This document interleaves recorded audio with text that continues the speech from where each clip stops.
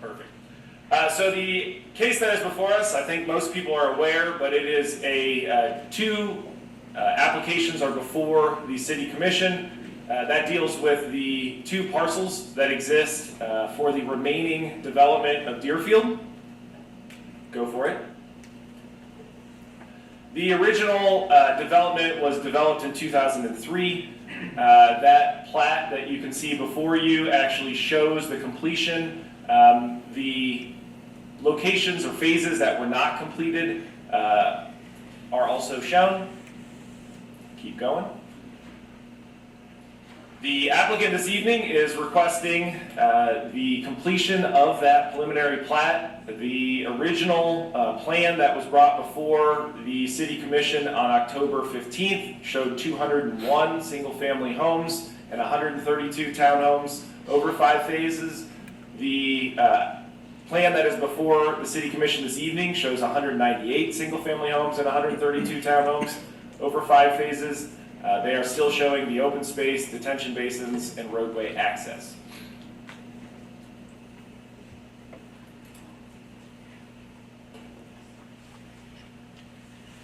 There are two products being proposed. There's single-family homes and townhomes, as discussed previously. One of the, you can keep going, Diana. One of the major discussion points to this point dealt with the zoning that is being requested, as that is one of the two requests being made, is to rezone the existing zoning, which is R10 or RE10 into RE6. So we put together the history of the zoning on the property because it is important to understand when this was originally platted in 2003. The zoning designations that exist today did not exist. So originally when it was platted, you can see it before you, it was platted in R1A, R1, R2, and R3. In 2019, when it, you can go to the next one. In 2019, prior to our code changing, this was the same standards. So you'll see the R1A, the R2, the R3, and the R1. It's important to note, though, you can see they've changed their dimensions. So the original plat shows some additional R2 moving to the west, as you can see in this. And then the request, the existing condition today, if you'll go to the next one, is the majority being RE10 of the remaining land, and you will see SRA in the middle, SRM on the south, and RE6 on the east side of the existing Deerfield. There also is a portion of RE10 below that. Just for your knowledge, as I think it's important, the RE10 has a 10,000 square foot minimum, and the RE6 has a 6,000 square foot minimum. It is important to note that the zoning does not designate a maximum, it just says a minimum. So that would mean that there cannot be less than 6,000 square foot lots or less than 10,000 square foot lots in those zoning designations. You can go to the next one. And just so it is, everyone is aware, the existing Deerfield subdivision actually has 46% of its lots as RE6, and then it has 31% of its lots as RE10. And then there is a grouping of SRA, SRM, and there's actually a park lot as well. Although it is not necessarily being requested this evening, it's important to note, since Eagle's Nest is impacted by this development, there actually are RE10 and RE6 lots, both located within Eagle's Nest as well. So what the applicant is requesting this evening, you can go to the next one, Diana. What they're asking this evening is to rezone the two areas that exist currently, and they are replatting first. So what that means is the actual replat is only going to reflect what you see on the image here, which shows the zoning designations. It is not a final plat. That's important to note. The applicant will have to come back for phase 1 in the final plat, which will show the actual lot lines of buildings, the roadway design. All of those things will be final engineered as part of the final plat process. So if this evening, if the City Commission were to approve this, the applicant would then go final engineer the first plat and bring the first plat back to the Planning Commission, who would then make a recommendation to the City Commission, again with the actual lot lines and final roadway design and stormwater design. I want to note, because we did receive questions, the average proposed lot within the development that is being proposed is 8,828 square feet. So again, I noted RE6 does have a minimum of 6,000 square feet, but they are showing the smallest lot that they are proposing at 7,020 square feet, but on average, the lots are 8,828 square feet. To the next one. So this image that you'll see before you, our staff has put together to show the different zoning designations that are existing and then what are being proposed when you put them together. As you can see, the original development reflects multiple different zoning districts. Deerfield was envisioned to have not just single-family homes, but also multifamily homes. As the original plat, original design was occurring. And as you can see here with the RE6 and RE10, as well as the SRA, SRM, those continuations are moving forward with their proposal. We've also provided the numbers so you can understand the number of units in each category. I will note as well in the zoning before we move on, again, zoning does not designate the size of home on a lot. It designates the lot size and the setbacks. You can have a very large home on a very small lot. You can have a very small home on a very large lot. That is not designated by the zoning. We talked about this last time, but it's important. The City of Piqua has a comprehensive plan. It is from 2007. There are multiple housing objectives within that plan. One of which, the objective H3, which we noted last time, is the objective to have housing choices in the city of Piqua. As we have continually heard, housing choice is one of the most important things that people would list as a challenge for those that are trying to become homeowners.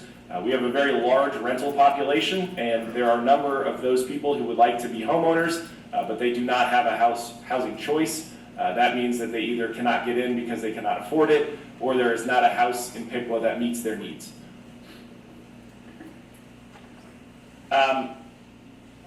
Another thing that the staff does is reviews our development code. This has been updated based on the new plans that were submitted, but I do want to note again, because two of these items will be reflected as we go forward. We did review the cul-de-sac design, which is not generally supported by our code or by safety standards. We also reviewed the roadway widths under our code based on feedback. You will hear about some of the changes that were made from the developer. Some other items that were listed were improvements to Piqua Clayton Road.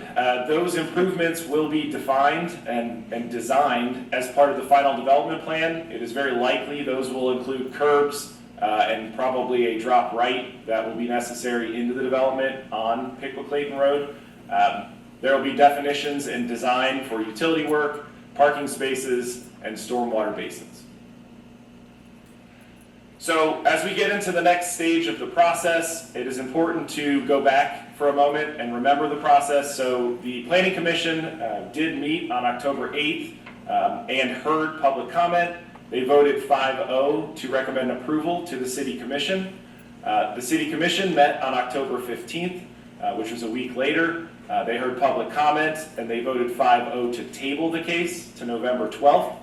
At their meeting on November 12th, the City Commission set the special meeting that we're at this evening. This process is a pretty standard process. Obviously, the tabling in the middle is somewhat unique, but again, the general process of our Planning Commission hearing the case and then forwarding that on to our City Commission for their final approval is our standard process.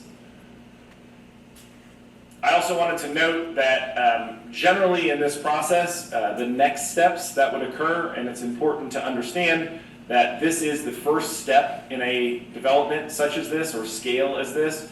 The next step would be, again, as I noted, if the City Commission were to approve this evening, the developer would be given the permission to move forward with their preliminary plan. They would then have to come back with an engineered phase 1, or phase 2, or phase 3, or phase 4, or phase 5.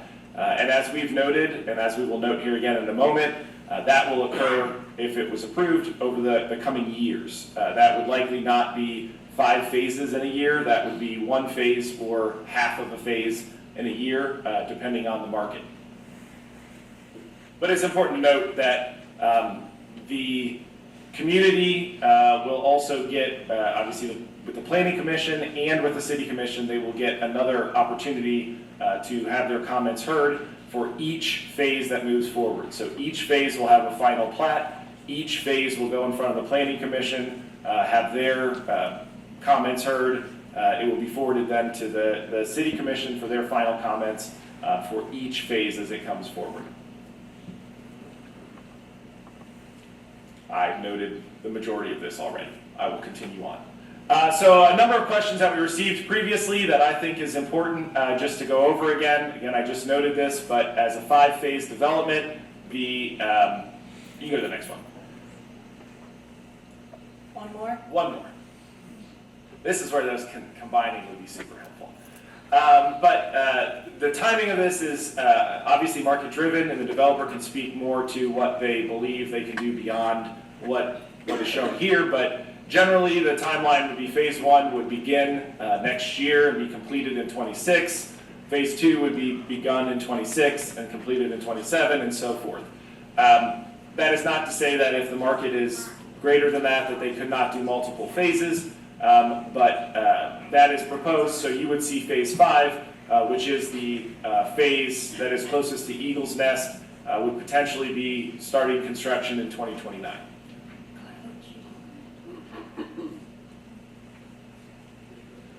I wanted to note as well the cul-de-sac, although it has been noted many times, I think it's important to say one more time. You will see the plans reflect 2 cul-de-sacs. There's no road that is going through. You will see, though, that the plans now reflect an emergency access drive. That emergency access drive is required by the fire code. That drive will be a 15-foot wide grass area. It can or may not have a gate. It will have signs that clearly note it as emergency access. Traditionally, communities require gates primarily because you don't trust someone to not drive over it if there isn't a gate. But that is something that can certainly, in the final development plan process, can be discussed. If the community does not wish to see a gate, that is certainly something that can happen. If the community wishes to have a gate to assure there isn't somebody silly who decides that they want to drive across that, that is certainly something that can be required as well. People asked questions. There were a number of questions about home values. Staff actually did a pretty deep dive into the property values in the area, but we would note again that a lot of the values in Piqua are what they are because Piqua has not built the number of homes that other communities have. So Sydney and Troy have outpaced us, and therefore the new home values are raising their overall home value price. I note on there, you will see our staff has provided the average appraised value and the average market value for homes in Deerfield currently. Again, the appraised market value was based off of inflationary factors that were given to the last sale of the home.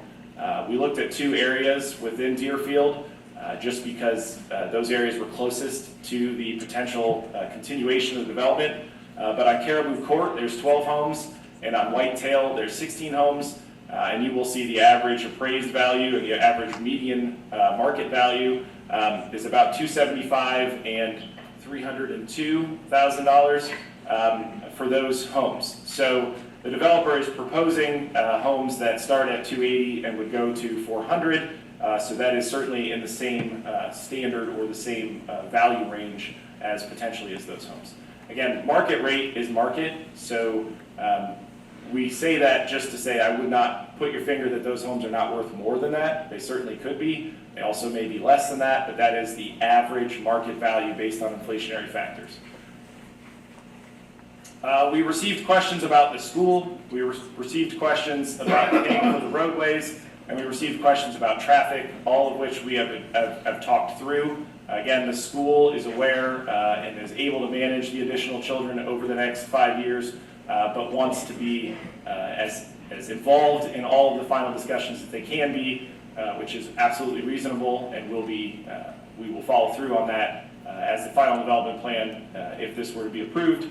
The final development plan comes forward, and we know the exact number of homes being built and the timelines that are being built. Those will be shared.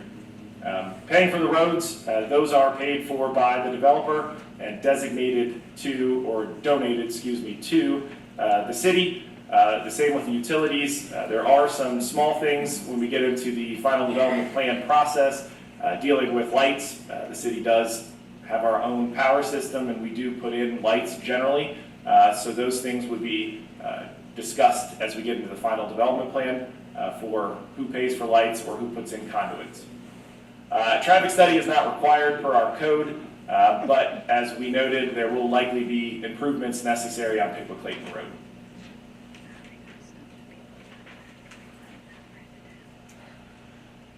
Another item that I think is important to address is the advantage that Miami County has over the quality of the construction in our community. Miami County Building Regulations is one of the best building regulations departments in the state of Ohio. They actually not only deal with Miami County, they actually have 5 counties that they manage. They just updated recently to the 2024 Ohio Building Code, and that requires that all construction within Miami County not only is inspected at the end of the construction, but throughout the entire construction, the foundation, the framing, the plumbing, and the electrical components of any construction that occurs within Miami County. And again, I would note that the Miami County Building Regulations Department, they serve this need in Miami, Auglaize, Shelby, Darke, and Mercer counties, and all of the large jurisdictions in those counties are served. So that's Troy, Sidney, Tip City, quite a number of them. So with that said, that is up to the point of the October 15th meeting. At the October 15th meeting, for those that were in attendance, there was a great discussion, both by the community and by the commission, about this request, or these requests. And at the time, the commissioners requested 4 modifications specifically to the plans. Those 4 items were noted, and they're noted here, but I will go through each item and how they have been addressed by the developer. The first one is keep existing tree lines where possible. The second is keep buffer lots between development. The third is confirm retention ponds are meeting EPA requirements. And the fourth is keep parking on both sides of the street. So the first item, keep existing tree lines where possible. In the updated plans, the developer has shown that on the south side of the, on the west side of the site, north is to the left of that image. If you see, the developer has noted that they are going to attempt to keep the tree line. Obviously, it says that they are going to attempt to. It does not say 100% that they will. That is primarily due to the fact that some of those trees, when grading occurs, likely will not make it. They are going to push, or they have stated that they will push the ponds that are there as far east as they can to attempt to try to save as many of the trees as possible. I will say it again, as part of the final development plan process, the city will require either a tree study or something that clearly delineates what trees they would keep, and we will make those noted and assure that trees that are kept, or noted as kept, are kept. You will also note that the updated development plan shows a larger buffer area on the area that is closer to Eagle's Nest. They are showing that the homes are pushed back and there is a shared green space. that will have a 5-foot mound and some sort of trees on top of it in between that development and the existing development.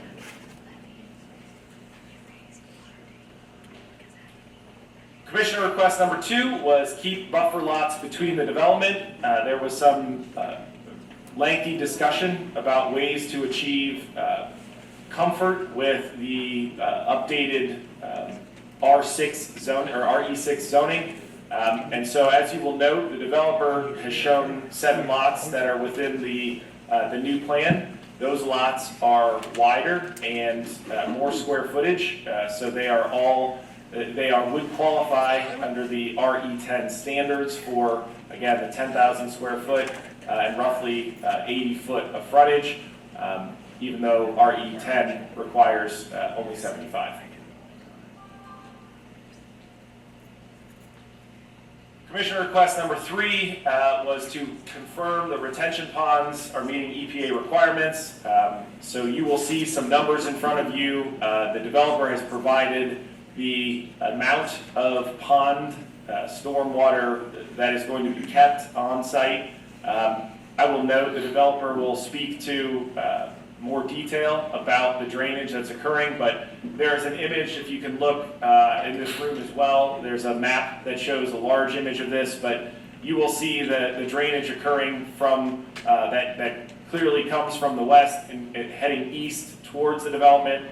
They've provided what they believe the amount of drainage is currently. That is all to note that as part of the development, when it is developed, it will be obligated to manage all of that water, even though it is currently shedding over the field and into those sites.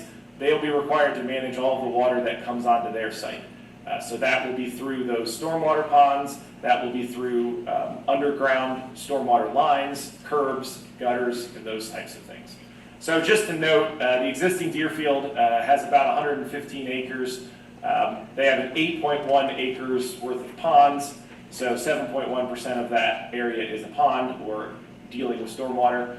Eagle's Nest is about 74 acres, 2.2 acres of pond, which is about 3%. This new development, which will meet the current, that's the other part of this, the current standards are much more stringent than the standards in 2003.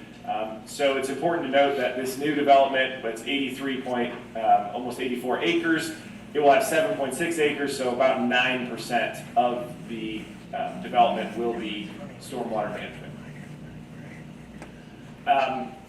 So again, it's hard to kind of put all the images together, but it's important to try to look. If you look at the next image, Diana, you can see, again, the developer is proposing some large stormwater ponds that are on the west side of their site.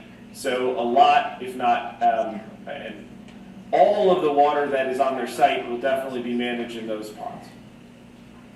And I will say again, the engineering of that will be completed if the preliminary plan is approved.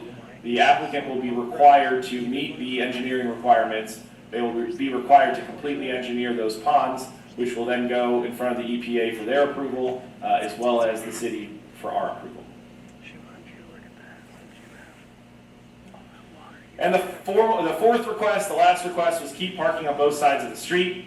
This little chart that you will see on this image, which is very challenging to read if you don't have 20/20 vision, I know, but you will note that I will note to you, that all of the roads except for 2 now are standard width, so they're 31 foot back to back, which is our standard within the city of Piqua. And only 2 roads are not. Those 2 are the ones that have townhomes on them. Those roads do not have parking on them because there are so many curb cuts to each of those lots. All the other streets have now been widened to meet the city standards that are the 31 foot back to back curb, and parking is shown on both sides of the road. I would also note that, just to give you kind of some understanding of what that's like, so that's whitetail, bear run, deerwood, spotted doe, that type of roadway section is what is being proposed. And again, just noting here some of the locations of roadway widths that are similar within Deerfield. With that said, I tried not to keep everyone bored as much as possible, and I went through somewhat quickly, but I'm sure there are lots of questions for the developer who is here, can certainly speak to those. If there are any questions that you have of staff, I also would be happy to address those. With that said, I would be more than happy to have the developer speak if you have any questions. Commissioners, comments? Kyle, I have a couple of questions for you. Before I get into those, thank you for the presentation and putting that together. I'm sure that required quite a bit of man hours. My first question is back to the process. So just to make sure that I am understanding this correctly, what is before us in the first resolution is the replat, which essentially takes the one zoning area of this land and it turns it into 3 zoning areas. Correct. It turns it into 3, but 2 different districts. It turns it into the RE6 and then the SRF, but there are 3 pieces of land that are being replatted, yes. Okay. And the replat has absolutely nothing to do with establishing where streets will go, lot sizes, where the ponds go, any of that. It simply says this land is to be zoned this. Correct. The preliminary plat is just showing generally where things are. The final plat that will come back in each of those phases will finally show that is where the actual designation of a lot line will exist, and they will replat each of those lots, the roadway, right-of-way, all of those components as the final development plan comes forward. Okay, so just to make sure I'm understanding this correctly, nothing that is done tonight establishes or sets where the roads will be or the size of the lots. I mean, again, they have a general understanding of these roads being located in these locations, a general understanding of the number of lots that exist, and that's what the preliminary plan is doing. It is showing us a general plan, but the final plat is what actually dictates that line, if that's what you're asking. Yes. Okay. So, not to belabor this point, but what I'm hearing is if these 2 would move forward, there are going to be several instances in the future to impact the outcome of what the ultimate development looks like. Yes, each phase, again, will come back before the Planning Commission. It will then be recommended back to the City Commission for your final approval. So you will have, at a minimum, 6 more attempts to discuss this, yes. Okay. My next 5, excuse me. My next question here is, and I don't know who has control of these, but can we go back to the one to where it has the zoning as it currently is for the existing neighborhood? That's the existing, or Deerfield, I shouldn't say existing Deerfield, there's only one Deerfield.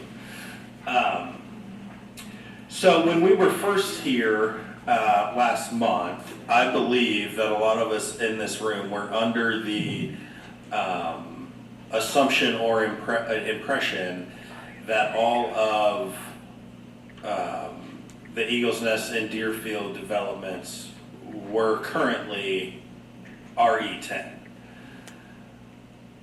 It appears that that was an incorrect assumption, and that the majority of what we know as Deerfield is actually currently zoned as RE6.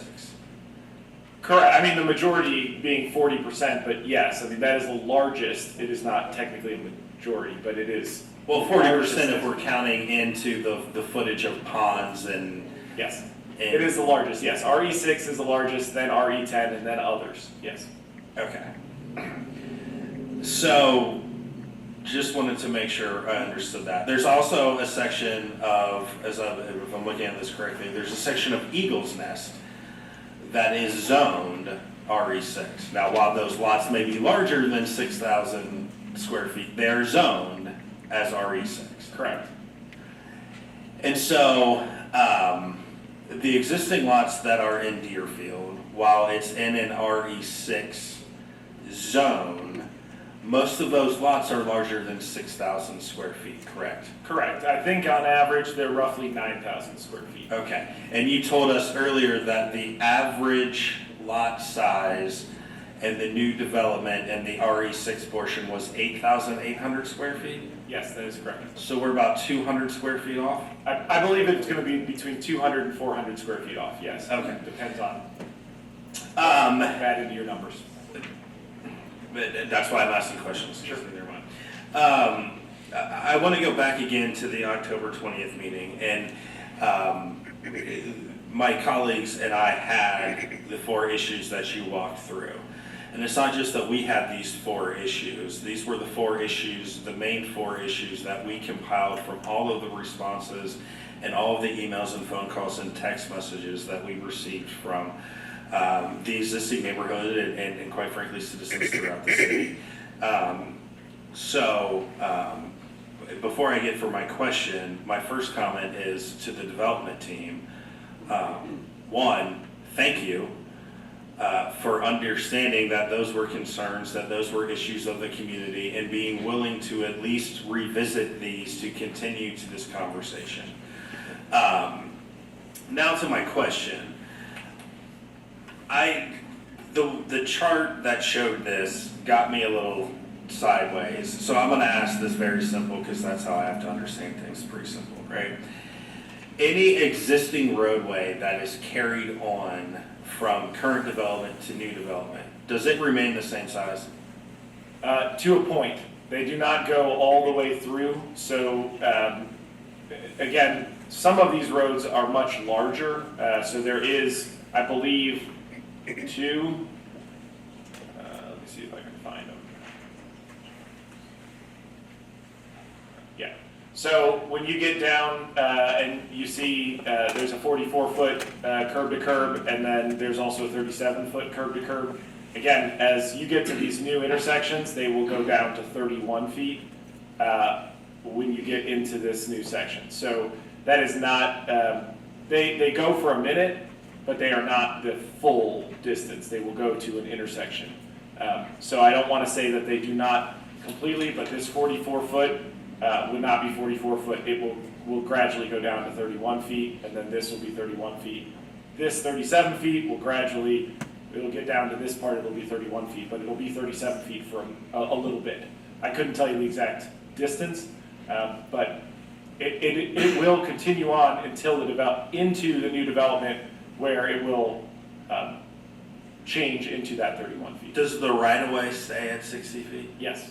So the right-of-way is going to be the same everywhere. So it's going to be 50 feet in the standard roads, and the roads that are already 60-foot right-of-way will keep 60-foot right-of-way.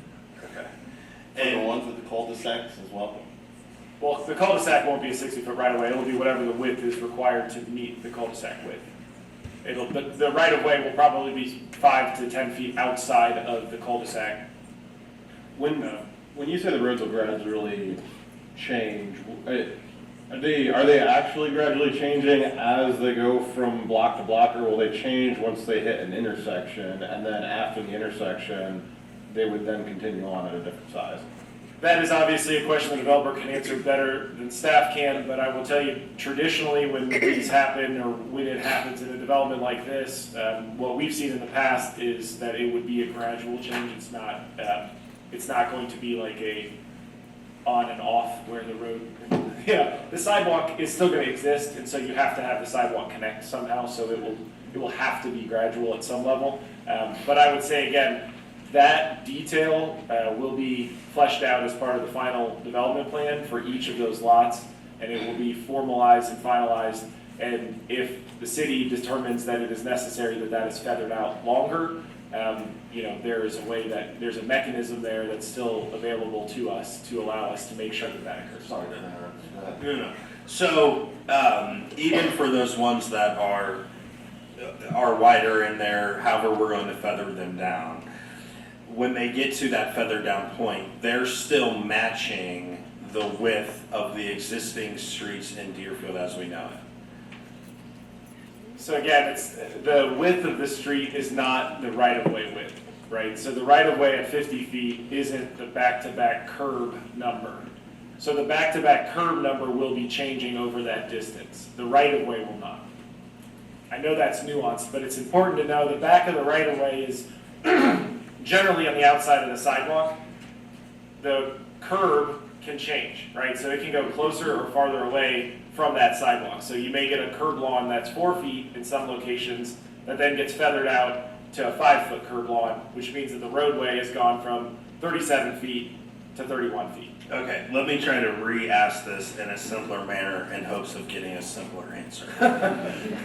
Is even on the roads that are feathering down, even as they're feathered down, there's still going to be able to have parking on both sides? Yes, so there's still, the minimum that you're going to see is a standard road width in the city. I will note again, some of these roads are much larger than the standard that we have. And so the minimum that you will see is the standard that we have, Okay, perfect. which has parking on both sides, just to be clear. Thank you. And if my colleagues will entertain one more, and then I will give it up here. I want to go back to stormwater. And quite frankly, this is the one that I understand the least about. So my understanding, if this is approved, new development or parts of new development are planning on connecting into existing Deerfield retention ponds or pond. Is that accurate? Can somebody help me understand how this is supposed to work? I will tell you from the city's perspective, there's no obligation for that to occur. That would be a discussion that the developer would be having, and I would suggest that the developer can answer that question. Because again, our requirement is that they're going to meet the EPA's requirements for quantity and quality. How they achieve that is their obligation. We're not telling them how to do it. Right, Just so follow it. if Just- they don't come to an agreement with someone, they would have to come up with their own solution. But again, I would strongly suggest that you ask the developer that, as they could certainly speak to that better than the city can. Gentlemen?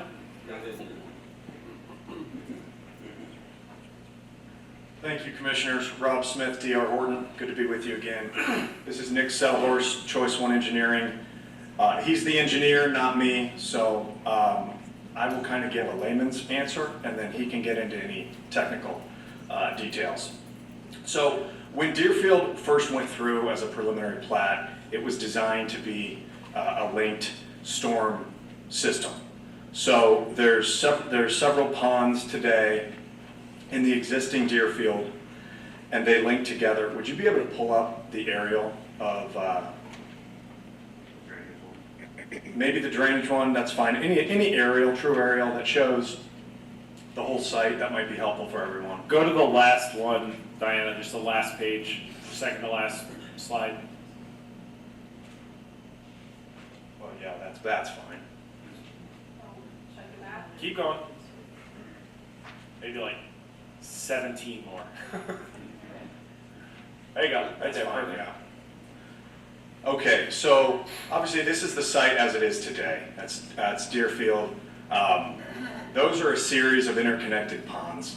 The whole site, even the ground to the west that we're talking about today, was part of the initial Deerfield preliminary plat concept back decades ago now. Those ponds as they are today, they link and are intertwined with drainage connected, and it drains to the north, so it drains to the top. And that pond that you see above the 37, that furthest north pond, everything eventually feeds into that pond. And then it goes out from there, drains out, goes into, I actually don't know where. A pipe eventually gets into a creek, but that's where it leaves Deerfield. Our site, as you can imagine, nothing's stopping stormwater from flowing already. We talked about this last time. Our site gets a lot of rainwater. It flows into Deerfield as it is today. So what we're proposing, actually, let me back up 1 second because this is interesting as well. The townhomes, apartments at the very south on Piqua Clayton Road, those are not part of Deerfield. However, the ponds there, that they have, those actually also link into Deerfield. So that's a separate community, but even that is intertwined. So there's connectivity. Those connect a little bit to the north, and it flows all the way to the north. Got it. So our site, we are proposed, so actually, if you could go to our preliminary plat proposal now to show our site. Go one down. Like this could be bingo. Other way.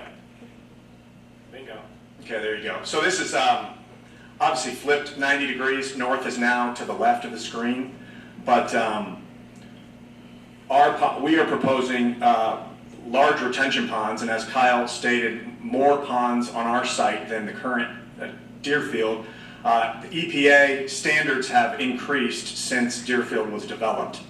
You have to hold back more water for storm frequency, so we are under a higher level of scrutiny than the old standards were. We will capture enough water to slow the increase so that no extra water is running into the Deerfield ponds at a faster rate than is today. So, but where does your water go? So I've reached the limit of my knowledge here without my engineer. I'll let Nick speak to it, but it ultimately gets to the same spot we're talking about. And I'll be interested too, not just where it goes, but how long it takes to get there and what the regulation mechanism is. Sure. Nick Sellhorst, Choice One Engineering. Good to be here again. The current plan as shown has our ponds outletting into the existing ponds that are there. It is all one interconnected system. So we modeled the 6 existing ponds that are there, the 2 on the multifamily and the 4 existing Deerfield ponds in conjunction with our new ponds.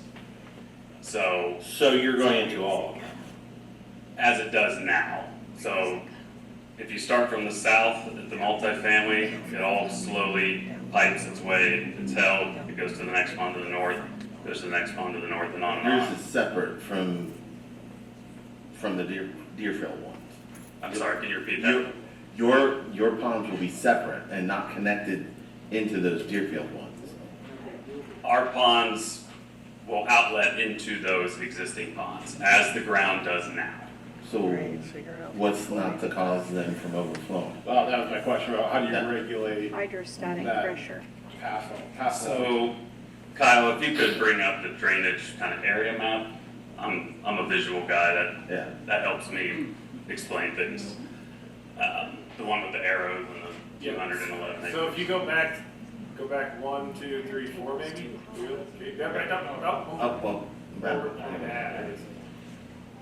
So it kind of got cut off, but there's over 200 acres coming from the west that currently drains uncontrolled onto the Deerfield side. It goes into people's yards, some gets into the ponds, some gets into the street. None of it's treated for any kind of water quality, just like the existing ponds are not treated for any kind of water quality, because back in 2003 and before, that was not a requirement, if that makes sense. So when we put those extremely large ponds on the west side, we are throttling back the overall flow that goes through this system so that it actually releases less. So I'll give you, I brought some numbers just as an example. So this is a 50-year rain event, which is a 2% chance storm. Oh, unfortunately, we're all familiar. Oh yeah, No. it's 5 inches of rain in a very short amount of time. So this 211 acres that currently just meanders its way onto Deerfield in all the various spots, that all makes its way eventually to that last pond, which then gets outletted into that pipe. So in a 50-year event, we have 183 cubic feet per second of water, okay? That last pond outlets 21 cubic feet per second. So there's a difference there, it's like a bathtub. You're slowly draining it while it's filling up. And all those ponds, the area of them captures that runoff, holds it, slowly outlets. So you have this huge area, uncontrolled, currently outlets at 21. So post-development, after we hold the water and then slowly outlet it in the existing ponds, and then it keeps going exactly where it went before, in a 50-year event, outlets 16 cubic feet per second. So it's a 25% reduction. How does it regulate that? Is that just gravity through a smaller pipe? Is it pumped or? So like these existing ponds have a pipe or a structure or pipe and a structure. So, so much water gets through that pipe, and then as it fills up, it starts dumping into the top of the catch basin to really force more out. Our ponds will be sized with an outlet structure that really throttles that back. We're treating 200 acres. And we have so much space because to throttle it back that much to not overwhelm anything downstream, you need a lot of space. Does that answer your question? So if I understand correctly, all the water from the west, both on the property in question and west beyond, is all eventually making its way into the existing ponds, but usually over the top of the land, through people's yards, over the streets, etc. It's all going there anyways, and so any proposed development would, instead you guys would catch it, and it would make its way more slowly over time through dedicated piping infrastructure before it ended up in the pond. But it would all end up in Deerfield ponds eventually. It's just a matter of whether or not it got there by going through your yard or going through a smaller pipe over the next few days after a rain event. Is that more or less accurate? Correct. And I'll bring up the water quality component. None of this water is treated right now, even the existing Deerfield. Again, they didn't do anything wrong, it just wasn't needed back then. So our pond system, it wasn't required back then. So our pond system accounts for not only the water quantity for the really, really bad, high intensity rains, it's also water quality for just your standard rain. The regulations say 0.9 inches, I'll just say inch of rain. Can you expand on the water treatment and what you mean by that? Because I think that's a little bit news to me, and we did get a lot of questions concerning the quality of water and any kind of runoff. Like, what do you mean by treating the water, and how is it? So the first flush of water coming off of pavement carries a lot of debris with it, sediment. Yeah. And that first flush needs held back over at least 24 hours so that as the water sits there and stagnates, the sediment settles. So these ponds over time, every 15 years need mucked out. But the quality is from the settlement of all of that, the deposits, debris, it all settles to the bottom because it's, imagine a wetland. Wetlands are bad names in developments, but, they're nature's water purifiers because water sits there, it soaks into the ground, the pollutants settle out.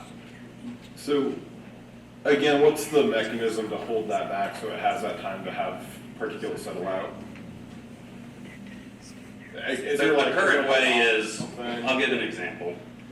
That pond that I've talked about on the north side so much has an 18-inch pipe at the normal water level, which then as it fills up, the water starts going out that 18-inch pipe. And then eventually in a bad rain, it gets too high and it starts dumping in the top. A water quality orifice would be essentially modifying that structure or putting a cap on that pipe to throttle it down to 9-inch, let's say.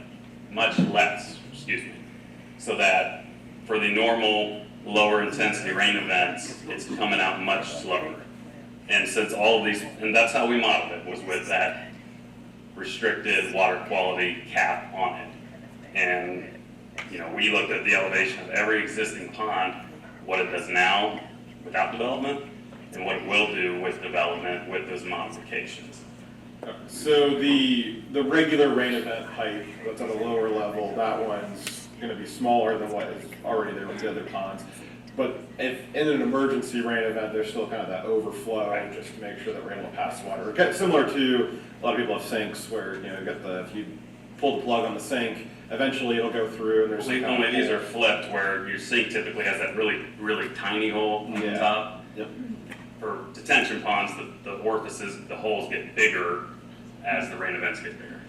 And I just think it's worth pointing out, we glossed over it really quickly, the standards, not only on how much water you hold back for preparing for bigger floods, has become more strict. Also, the water quality standards have become more strict. So when these existing ponds were designed, they were not designed at the same water quality standards. So in our proposal, not only would we be holding back more water and alleviating flooding concerns, we would actually be discharging cleaner water out of this final northern pond because our standards are higher, so that water leaving on our standards would actually be cleaner leaving the It's not site. have as many sediments, right? I'm sorry? It wouldn't have as many sediments. Correct. Yeah, I think that's, Gravity is the process. That's correct. I think it's an important point. We have a lot of questions about the sediment making its way into their ponds and concerns with over sedimentation of that, but it sounds like there's a special, even more sediment management than what is currently. No, it's not gonna get worse than it is today, because our standards are, we are held to a higher standard now than when those were put in for.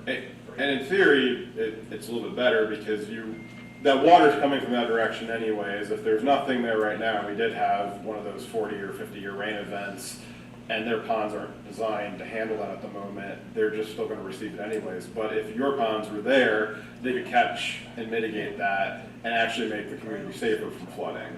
Correct, absolutely. Go ahead, sir. I believe you're talking about after construction, right? Post-construction, like all the houses are up there, that you know, everything's gonna drain, no excess sediments. But during construction, just as a matter of course, you're gonna be tearing up soil, right? You're gonna be putting in stuff you're gonna be putting in foundations for homes and stuff. So there's gonna be a whole lot more of that particulate matter sitting out. So if we get rain at all while you're building these out, that's gonna make its way to those ponds. And that sediment is going to get in there. My question is, do you have plans to dredge those ponds after the construction is done to get those ponds back to the point where they have the same amount of capacity as they had before? So as part of the construction plans, we have to do what's called a stormwater pollution prevention plan to keep sediment from leaving the site while it's being built. So if it naturally flowed to the east overland, you put up those silt fences, in areas where there's ditches, you put the straw bales over the catch basins after they're installed, put the inlet protection to keep that sediment from dumping into the pipes to dump into these ponds. So that is an EPA requirement that we have to do during construction. So there's the mid-construction sediment controls, and then there's these post-construction that will be there forever. It's a matter of course to, almost every detention basin that you show on the final plan functions as a sediment basin during construction, and those all get dredged out before the job site is final. Just to kind of look at some of the alternative theories of what could be done with this area, if this were to be R6, R20, heavy industrial, does the water retention plan essentially look the same regardless of what is going there and how large it is? The coefficients change based on the use of the land. So, there's low density housing, high density housing, industrial, so the standards we use have those coefficients based on the land use. The general location would be the same, the size may be tweaked depending on what exactly the use is. But in general, regardless of what happens with that land, you're gonna end up with a water management system that looks remarkably similar to what you've got in front of us. Yes. I think the aerial, and this kind of cuts it off with the new stuff, but you can see a progression of storm standards just by looking at an aerial of this area. East of Westview, I have no idea what that old subdivision's called, but there's not a single pond in it. And then you look at Deerfield, there's a pond, you look at Eagles Nest, there's a pond, you look at Deerfield, there's multiple. So you can kind of see the progression over the years of how the standards have become more stringent. Does any of the proposed new development in any of those plans, does that tie into anything in Eagles Nest as far as stormwater?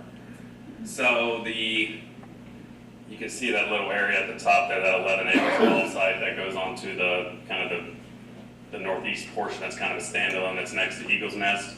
That all gets corralled. We have a pond up there too, if you look at the plan, that gets outletted into the storm sewer in the street of the Eagles Nest Road. But again, is all where it goes now. It doesn't go into their pond. Goes into the storm, which probably goes into their pond. But again, we're releasing less from the site than it does now in an undeveloped state.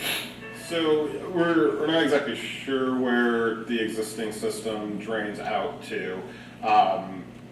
One of the things that's not being decided tonight is what the final version of this storm system ends up looking like, or where it ends up draining to. Do we know if there's alternative locations for this to drain to that doesn't involve linking it up to the current ponds? Even though the current ponds were designed to have some kind of linkage, is there alternative locations where this can drain off to that we've explored or a possibility? I think if you look at alternate locations, you're looking at potentially solving one problem and creating another, because you'd be breaking watersheds, going a completely different direction and sending it there that in no way was set up to take that water. You know, if we ran it down Piqua Clayton Road X thousand feet into the storm sewer there, well, that never went there. That storm sewer is not sized for that. The discussion about the watersheds is actually kind of interesting because you bring up a good point. The water that's landing in the empty field area there right now is eventually making its way to those retention ponds and eventually draining out to wherever it drains out. And so if you were to divert that somewhere else, wherever that ultimate destination is that was expecting that rainwater is now not going to get it. So I guess that does make sense. You'd want to maintain, as you said, the continuity of the watershed. Standard practice is to keep the watershed the watershed. This is a kind of extraneous question, but since the Eagles Nest area is probably close to 15 years in development, is there a plan, and who would fund that plan to dredge the ponds that are there? I assume the HOA owns that pond, and it would be up to them to maintain their pond. I won't speak for the HOA, but that's a pretty standard setup where the open space is owned by the HOA, and the maintenance of those common items is on them to do.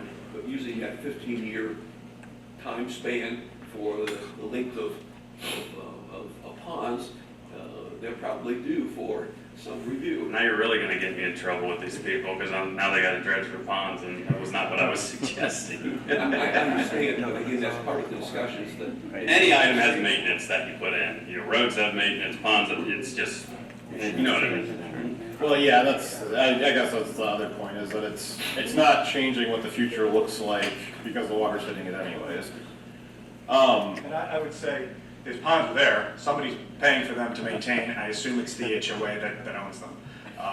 We'd be adding a lot more HOA homeowners who are paying into it to maintain. So the hope is with more volume and with more homeowners, you can bring those costs down.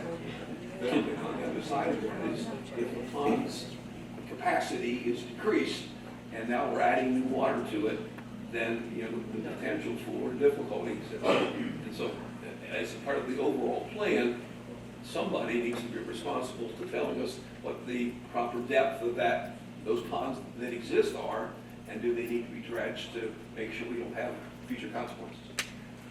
I do think, though, I don't think that it wouldn't be adding new water to it. It would be adding the same water it's already getting over a slower. There was raising the floor of that whole time.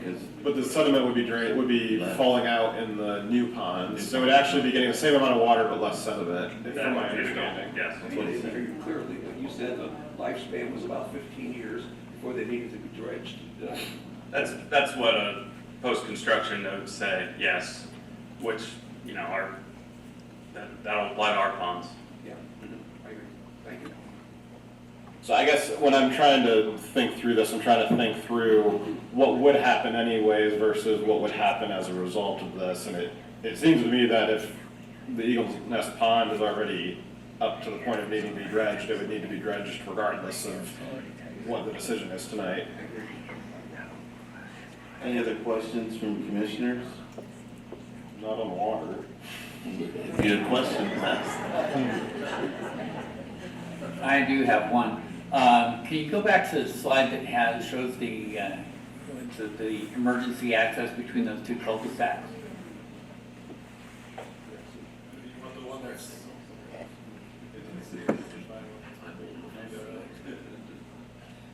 That one right there. Stop. Okay. So you mentioned that emergency lane that's going to be paved, I guess. Is that, you said that's gonna be on grass, or are you gonna pave that? We would do whatever the city wanted on that. It's a city standard, so what you want to see, we will do. Yeah, because with all those ponds, and we say the ground is saturated, if it's, if there's an emergency there and we send a fire truck back there, and it sinks into its axles, we're gonna have 2 emergencies, right? I believe, Kyle, from my understanding, that emergency jump lane is a state regulation, and that I would presume that the fire truck, even under dry conditions, would not want to run over that, they would want to take their way to the roads, but Kyle. Yeah, it's a fire code standard, so I would imagine that the developer has likely put in many of these in their experience and would put the required material down to assure that a truck can go across it.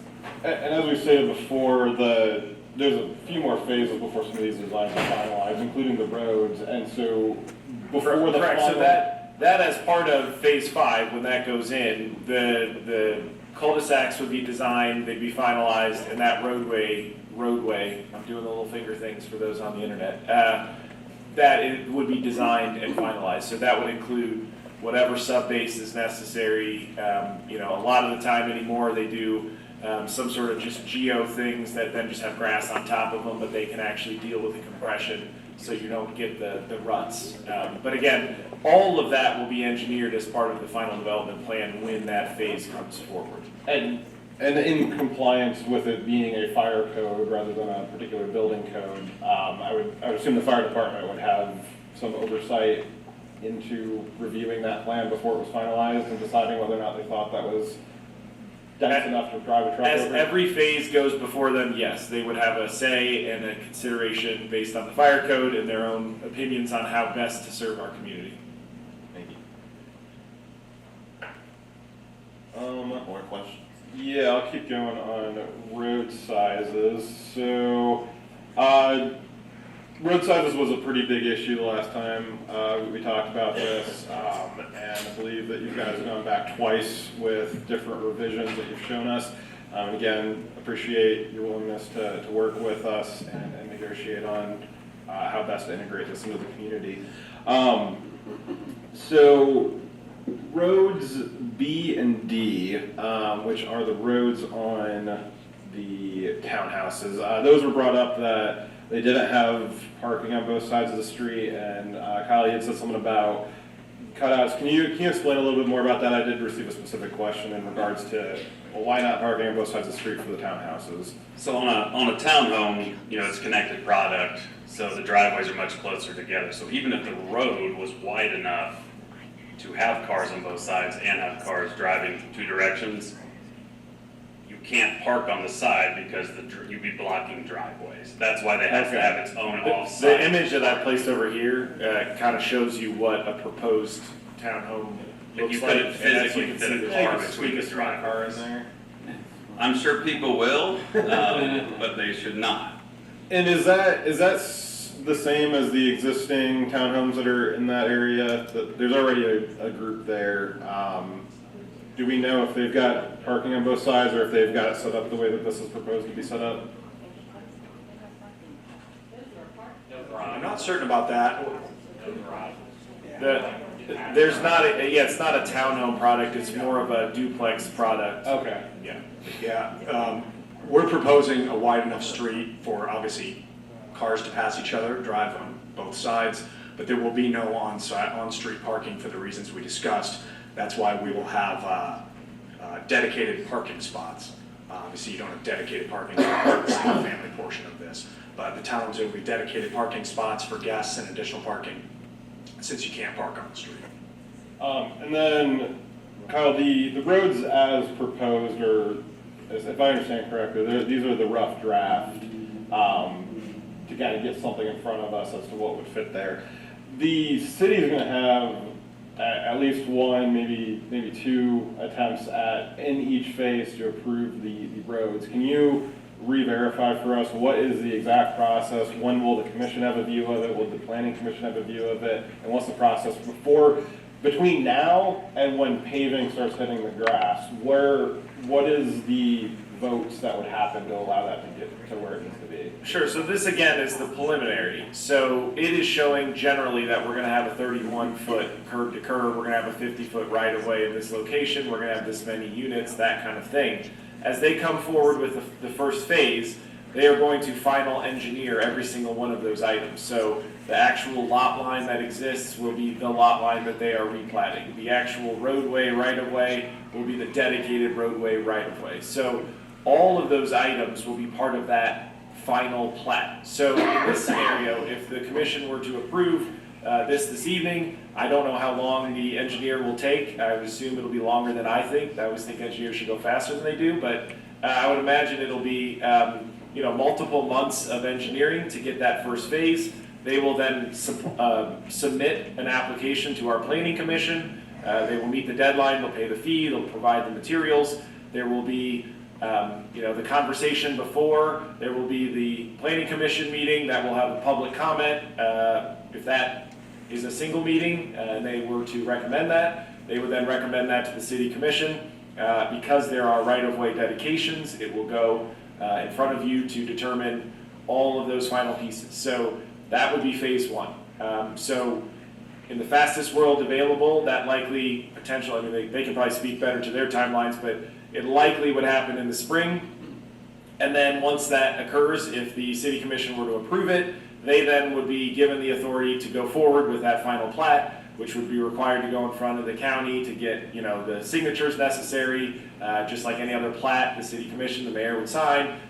We'd have those plats done, and then they would be able to begin their construction based on that. Now again, all of that is they are able to begin, then the site work begins, then the utility work begins, then the curbs have to go in, then the road design, so I don't know, again, I don't know how fast they move, but generally you're going to have an entire process of review, probably in the spring for the first phase, and then there's going to be construction, and then depending on how the market fares, there would be additional beyond that.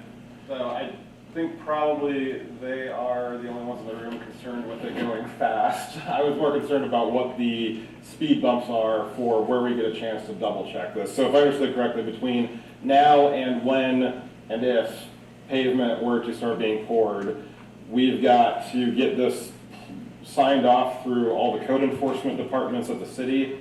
The planning commission would have to vote to approve it, and then the commission would have to vote to approve it before any paving went down. Is that correct? Absolutely, yeah. Could we have citizen engagement throughout that process? Because there's a lot of people in here because we didn't have engagement until now. Absolutely. Yeah, our planning commission has a public comment. No practice, guys, even though that's the truth. You guys need to be involved, and you have a say. Yeah, and at least, maybe not during the code enforcement sign-offs, but during the planning commission and the commission votes, that would be an opportunity for the citizens to re-engage with whatever the final designs are. And somebody had asked me this a couple of weeks ago, is, do I have to stay vigilant on this? Yes, yes, you do. You always need to stay vigilant against your government. So please stay engaged with this and double check. And I'm telling you, these are the places where you can double check on stuff and staying vigilant. I would never recommend that you don't stay vigilant. Always. I have some more things I wanted to say, and that was questions for them. Do you want to ask them questions? Yeah.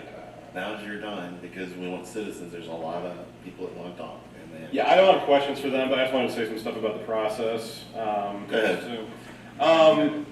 Yeah, thank you guys. So just to reconfirm, as Commissioner DeBras did, what we're actually voting on tonight.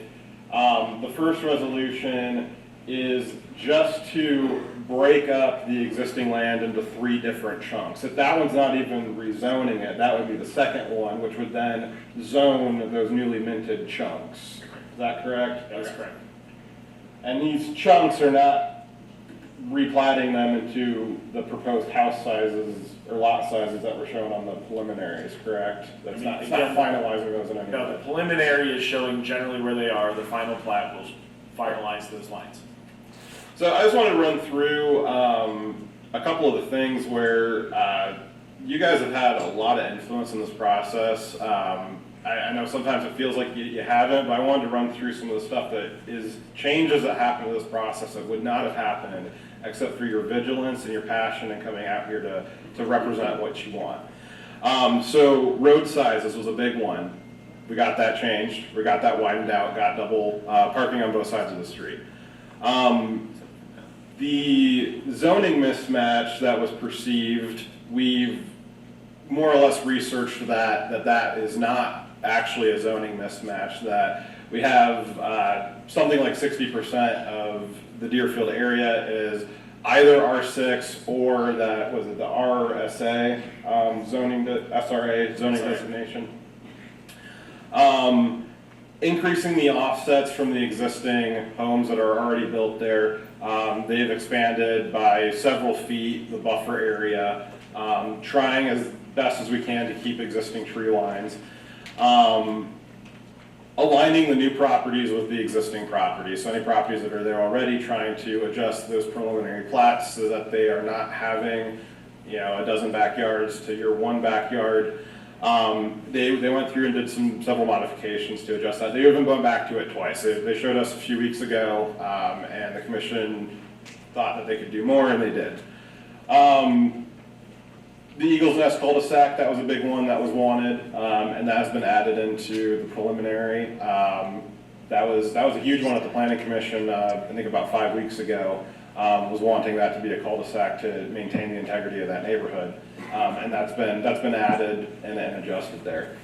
Water management, which we went through, I think much better this meeting than the previous meeting. And going through again, what's the nominal case of if nothing happened? What's happening to you guys right now is all of that water from the west is coming over. It's flowing over unmanaged.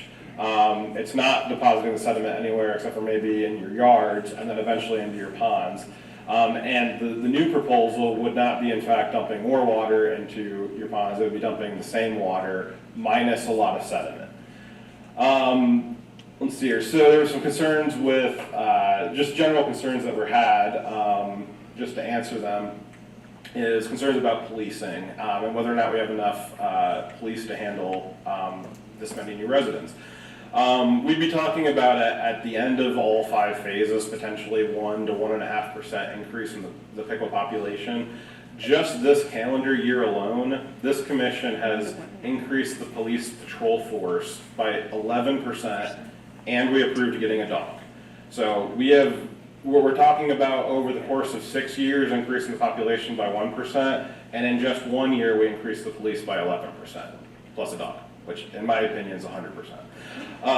For fire, a lot of concerns about whether or not our fire can handle this. Well, we just got a new ladder truck this year. Well, we got a used ladder truck this year. And we opened up a state-of-the-art training facility for all of our new firefighters.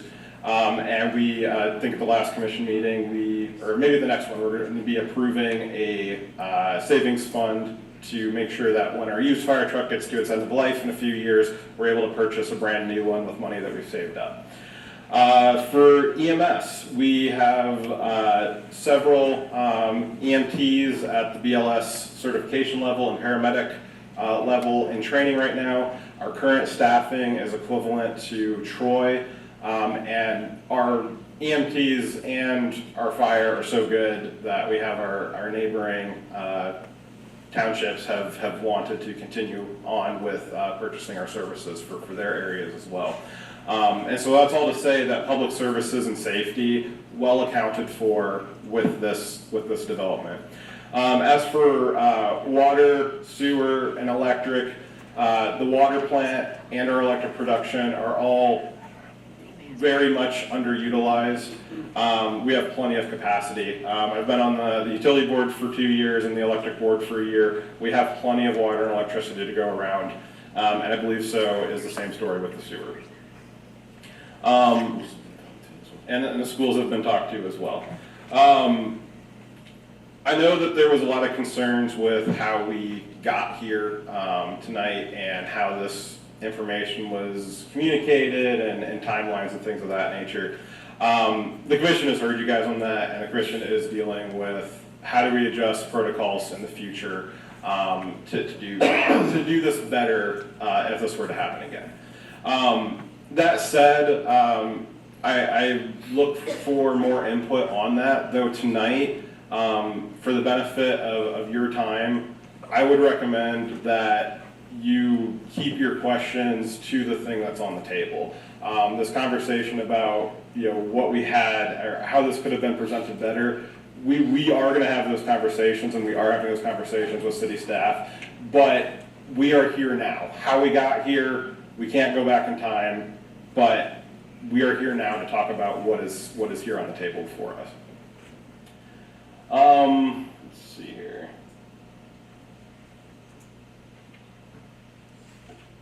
Just generally, again, I just went through a lot of different things that you guys have had a lot of impact on, and I appreciate all the respectful conversation that we've had, and your willingness to work with us. I hope you appreciate our willingness to work with you. Thank you guys for coming out tonight, and I keep looking forward to hearing what else you guys have to say. I appreciate all the people that came out last night and talked with us. That was good conversation. If there are no more commissioner comments, we'll move on to new business with the first resolution, and then open it up to public comment. Resolution number R-128-24. A resolution to consider a preliminary replat of parcels N 44-076518 and N 44-077518. First person on my comment card is Mimi Crawford. Like to come forward. You do have 5 minutes, and if you want to ask the developer questions, that goes against your 5 minutes, but if you want them to wait and answer it afterwards, they can do that as well. Thank you. Mimi Crawford. I'm the co-owner of Craycon Homes, the original developer of Deerfield, and also president of Craig's Corporation here locally. Thank you for allowing me to approach the commissioners. I would like to offer some perspective without really getting too deep within my time limits into the engineering that has been so well covered. But thank you, Kyle, for putting together, I think, what is a very comprehensive comparison to what we had originally platted for Deerfield and what it is being proposed now. And I see a lot of the same spirit and visions that we had for Deerfield. Deerfield was born on because there was a lack of quality housing. And we felt that for Piqua to be continue to grow and be viable, that we wished to invest in the community and invest in the potential growth that would be missing without having quality housing. And that was precipitated really by encouragement from whom many of you may know was Mr. Bob Davis. And he was very instrumental in I think, guiding Piqua to where it was flourishing. So we landed into a spot, I guess it was probably 2000, early 2000s or something, where we had built quite a bit of homes. We were recognized as a Business Persons of the Year because of the contributions that I think that the development presented to the community. But costs became so difficult to develop, and housing costs became so high to produce that the economics for us to continue were just not there. And much of that was capped because the market drives housing prices. You don't set housing price. The market drives what is acceptable to the consumer, and the consumer can only withstand so much, and that's what sets price. And when the demographics were such as they are today, in the comparison that you saw between housing prices here versus housing prices in Troy, which was 110 versus 175 on average, median average, you can see the large disparity of what possibilities exist in some of our neighboring communities in Troy and Piqua and what exists today here in Piqua. As a small-scale developer builder, we were not able to make those economics work. So when we tried to propose to other developers to look at the parcel, we had several from Troy, one of which did come and try to do some in-building on existing infrastructure that was just lots, but the development had already been in place. And they withdrew. They could not get the turn and the rate of absorption that they were looking for, and they left. We had interest from party in Dayton, 2 parties in Dayton. They also had difficulty making the economics work, given the cap on what you can do with housing prices, and given the cost with regulatory requirements enhancing those costs. The ponds that we had originally planned were always going to be there. It's requirement, it's regulatory, you have to have that for the watershed. It wasn't a choice. Well, now that is exemplified, you know, it's exploded even more. So that drives up the cost of development. We have today, or you, have a very, very critical decision, in my view, as to what we want for the best of our community going forward. And what I'm talking about is jobs. Job enhancement, new business development, retention, all of these of which is included in your comprehensive plan, and lifestyle. Much of what that plan that you showed was involving of how are we going to redevelop the waterfront downtown? How are we going to visualize how we want to create lifestyle opportunities? All of that, it requires people to enjoy, because people that come here and build homes and reside in this community, they also present an economic impact to the tax base. And those dollars then contribute to not only the city funds, the enterprise funds, and as well as property tax that goes to support our schools. 30 seconds. So my point is that we have a decision before us whether we want to be held stagnated or whether we want to be a viable growth. And with the cost of running a city and the cost of all of what goes into being supportive of that, we need people that we can spread that cost over. And so I urge you to look at the entire community. I think that's what you're here to represent within your own constituencies and the city at large. So I urge you to consider that and what it means to businesses. All right, thank you. Thank you. Next up is Thomas Speaker.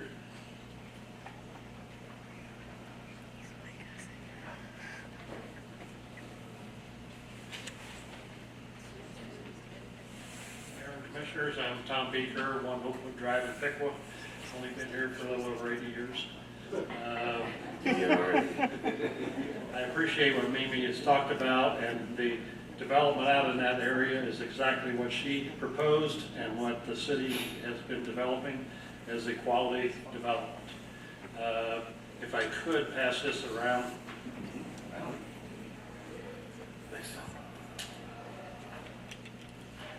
Piqua is growing, Piqua is prospering. I mean, we've got a lot of new industry coming. We've got some new YMCA. We're really proud of what Piqua has become, and we want to continue to be proud of what Piqua has become. There is substantial lots in Piqua that are R6. To reduce an R10 to an R6, we've got that at Eagles, or on Arrowhead, the new development. We've got Indian Ridge. We've got part of Deerfield is that way. Eagles Nest is not. And Eagles Nest and all, you're putting all 3 of these lots, these sections together, and they all have to be ruled on together. Why, if the city of Piqua has a lot of development, that even though they're 10,000 square foot or 6,000 square foot lots, they're building 7,000 and 8,000 square foot lots. Average, I think he said, was over 8,000 square feet. Why give somebody permission to come in here and build on 6,000 square feet? I showed you pictures before. We're rubber stamping just small developments, and nothing's to say that they're going to not build small housing developments that all look alike. we're trying to attract better quality homes. We've gotten several homes, a lot of them in that area out there, even though they were zoned 6,000 square feet R6 before, are larger developments than that. And we would like to keep the R10 housing so that we have some place to invite young executives and people who will be moving into the area and to improve the quality of the housing rather than cutting it off in this area where we have the only one left to go. The south of Piqua, the east of Piqua, and the commercial developments are keeping us from utilizing the quality development that we have out at Eagles Nest. And you've got a 6,000 square foot permission. What's to keep you from putting something on a 6,000 square foot? Most of the people today are building on 7,000 and 8,000 square feet, as we've indicated previously. Why let them come all the way down to 6 and build what they want to? I just don't think we need to do that, and it's not for a quick profit. If people want to come in here to work, we've got houses available, but we don't need, well, we've got areas for the 6,000 square foot for them to use already. We don't need to cut back on the 10,000 square foot, which is unique for Piqua, and we are Piqua. We like to keep the quality of what we have available so that we can attract young executives and middle management people so that they'll come to Piqua with pride and add to the quality of our existence. We've got a lot of homes that are $300,000 to $900,000 or $100,000 or $1 million in value right now, and this is the only place where they can go to continue that kind of development. I think we need to keep that at 10,000. If they want to pick out one of those 4 districts or 3 districts and develop it, bring that back as a proposal. Look, they can't rezone all of that down to R6 without causing a lot of problems, and it'll cut off the future prospects for the quality development of Piqua, for which we're very proud of. All right, thank you.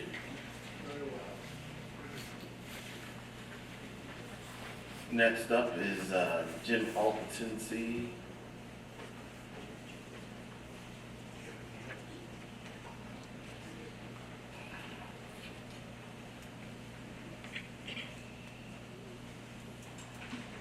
Commissioners, I really appreciate the opportunity to speak. My address is 2313 Whitetail. And my wife and I moved to this area, pardon me, from Beaver Creek, really as part of a work provision for her, but it was really about finding a home, you know, thinking long-term. Her work is up here, and so we're looking to make Piqua the place that we're settling in, you know, long-term. And so what happens, you know, really matters to us.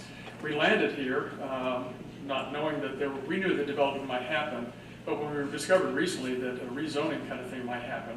And I agree with Mr. Tom. In fact, he stole a lot of my, you know, several things that I really want to say here. So I hand clap for him because I agree completely. I mean, there are RE6 opportunities presently available, and losing an RE10 just doesn't seem to make a lot of sense for the potential to really create a community that does overall things for potential investors, you know, at all income levels. So we want to be able to keep that level for higher income folks as well too. And there's nothing wrong with being in any stage. This is not to put down people who are in lower stages in their life, and that's what, you know, I was an airman basic in the Air Force. That's how I started out. And by God's grace, I was able to move up and kind of thing. So I don't make any apologies that I wanted to buy a nice home in the Deerfield area, and I would like to see that the landscape stay the same. So RE10 makes a whole lot of sense to me. I appreciate the thoughts. There's a lot of thought that's been carried back and forth. But I would say that one of the things that really strikes me is that there's a real importance to hear. We've had some good conversation. I've got a letter here that I think was kind of interesting, and I don't want to belabor this really because there's a process thing that's going on. But for your decision, you know, pages inside the agenda notes today, they talk to the fact that you know, notice was put out on the 8th of October and so forth and all that. I received my letter dated 1 October on the 9th of October for the meeting on the 8th. And maybe I'm unique. The bottom line is that I think there was a sense that people just weren't getting the opportunity to really do much with this. my point in saying that is not to beat a dead horse, but to say, I think that you're gonna hear some more ideas here about provisions that may make a lot of sense. There's additional things that need to be discussed. My concern would be if an approval goes forward tonight, you're gonna drop a domino, and there's gonna be a whole lot of things that are gonna fall.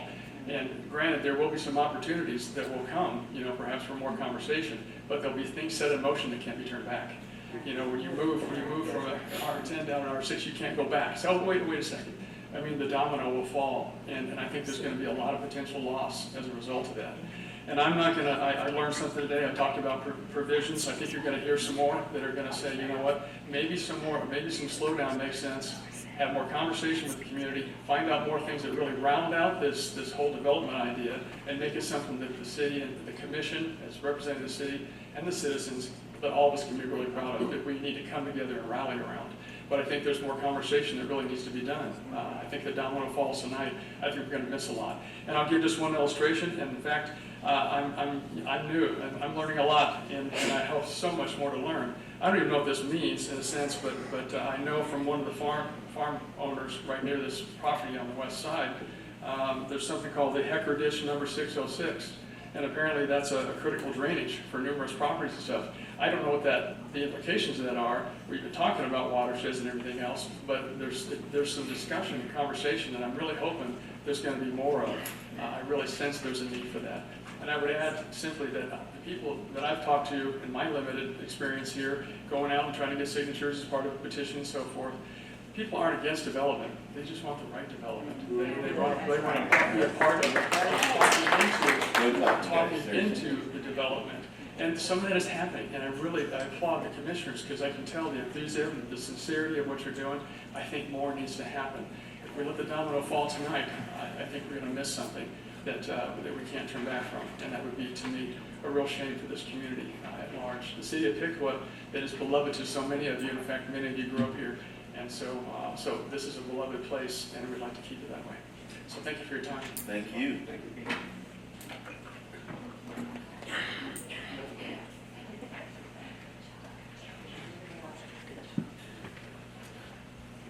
I don't want to murder someone's name, but Maggie Montek. Did I say that right? Don't start her time yet. Not up. Thank you, commissioners, for allowing me to speak. The one thing that I've noticed, and I've done research on, Piqua is a transitional town, transient. A lot of turnover, even in Deerfield subdivision. You're talking about a new division coming in where there's going to be smaller homes.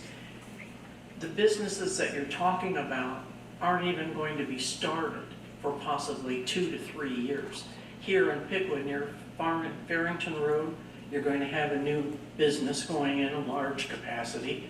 And in Sydney, they're building a new company, large one that's going to have like 2,700 people employed. But that's not until in the future. In the meantime, when you're building these homes, and they're smaller homes, who's going to be buying them? Because if you look, right now, most of the people can't even afford $900 rent. And you're expecting them to be making $2,000 to $3,000 a month house payments. At the meeting that we had with them before, with Deerfield and D.R. Horton, he had said that he'd like to have the homes pre-sale. If not, they're still going to go ahead and build, and if they did not sell in a short period of time, they would rent them out. Then at the last commission, he said, when someone brought this up, no, we're not going to rent them out. But in doing research, they do rent them out. When you look at all the subdivisions that they have built, they do rent them.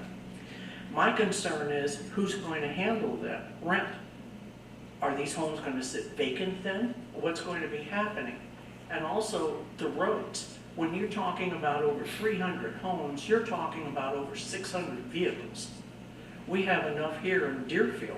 What's going to happen with the road work that's done there, maintenance on that? Children playing in the street, people walk in the street. Some people don't know how to park next to the curb. They're out 2 feet from the curb. So it's one way getting between these vehicles. So my concern is they want to open Wilshire, they want to open Whitetail and Park going into the new subdivision. That's going to bring all that traffic into subdivision of ours in Deerfield. They're going to have one entrance. Well, when they start working on the Piqua Clayton expansion, whatever they're going to be doing, that means that exit and entrance is going to be closed and more of the traffic will be coming through Deerfield, which is going to cause major problems. It's going to cause major problems anyway. So you need to think about that also, of all the traffic flow. I mean, we've had accidents and things going on, but the concern of mine is that the things keep changing. I know they're changing things to appeal to you because they want this passed, but I think we need to take into consideration the traffic flow, the rent. If they're going to start building, if they'd like to next year, as they say, then that, and they're only taking 3 months to build a home.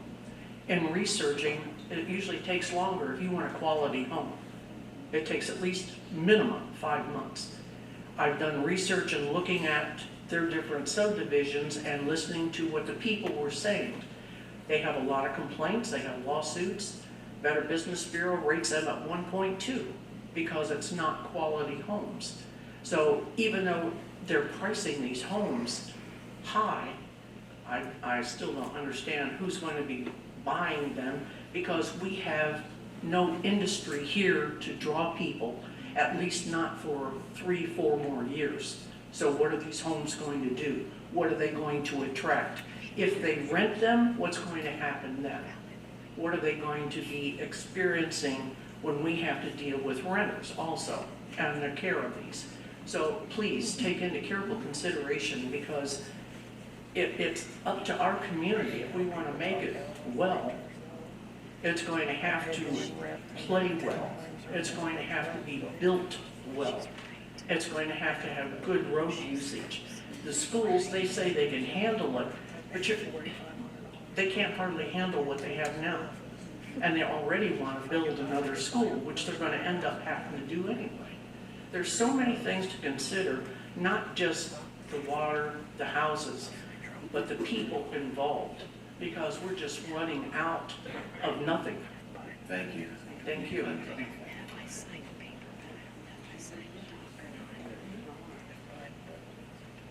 Next, Mark Johnson. Mark, Good evening, guys. My name is Mark Johnson. First, where do you live at, Mark? oh, I'm sorry, Red Deer Trail in Deerfield. Thank you.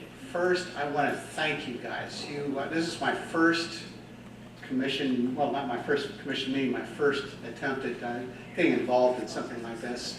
And you guys have done a really good job. I just really want to, first of all, I'm impressed and thank you for your efforts and concerns. Thanks for getting. What I want to address is phase 5 of the project. Phase 5 you're going to find up north section, okay? Can you guys come up with a neighborhood where there's more than, or that has at least 2 access points?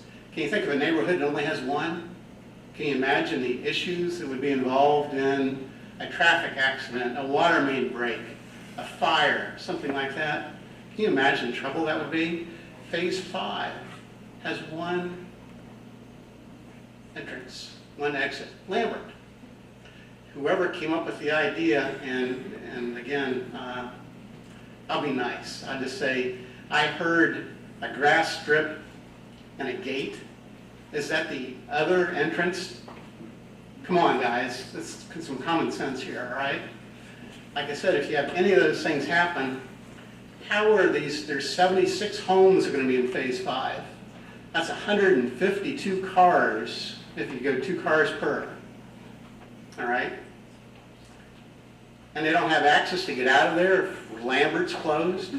Well, they got a gate. I'm sorry, there's a gate there with a grass strip.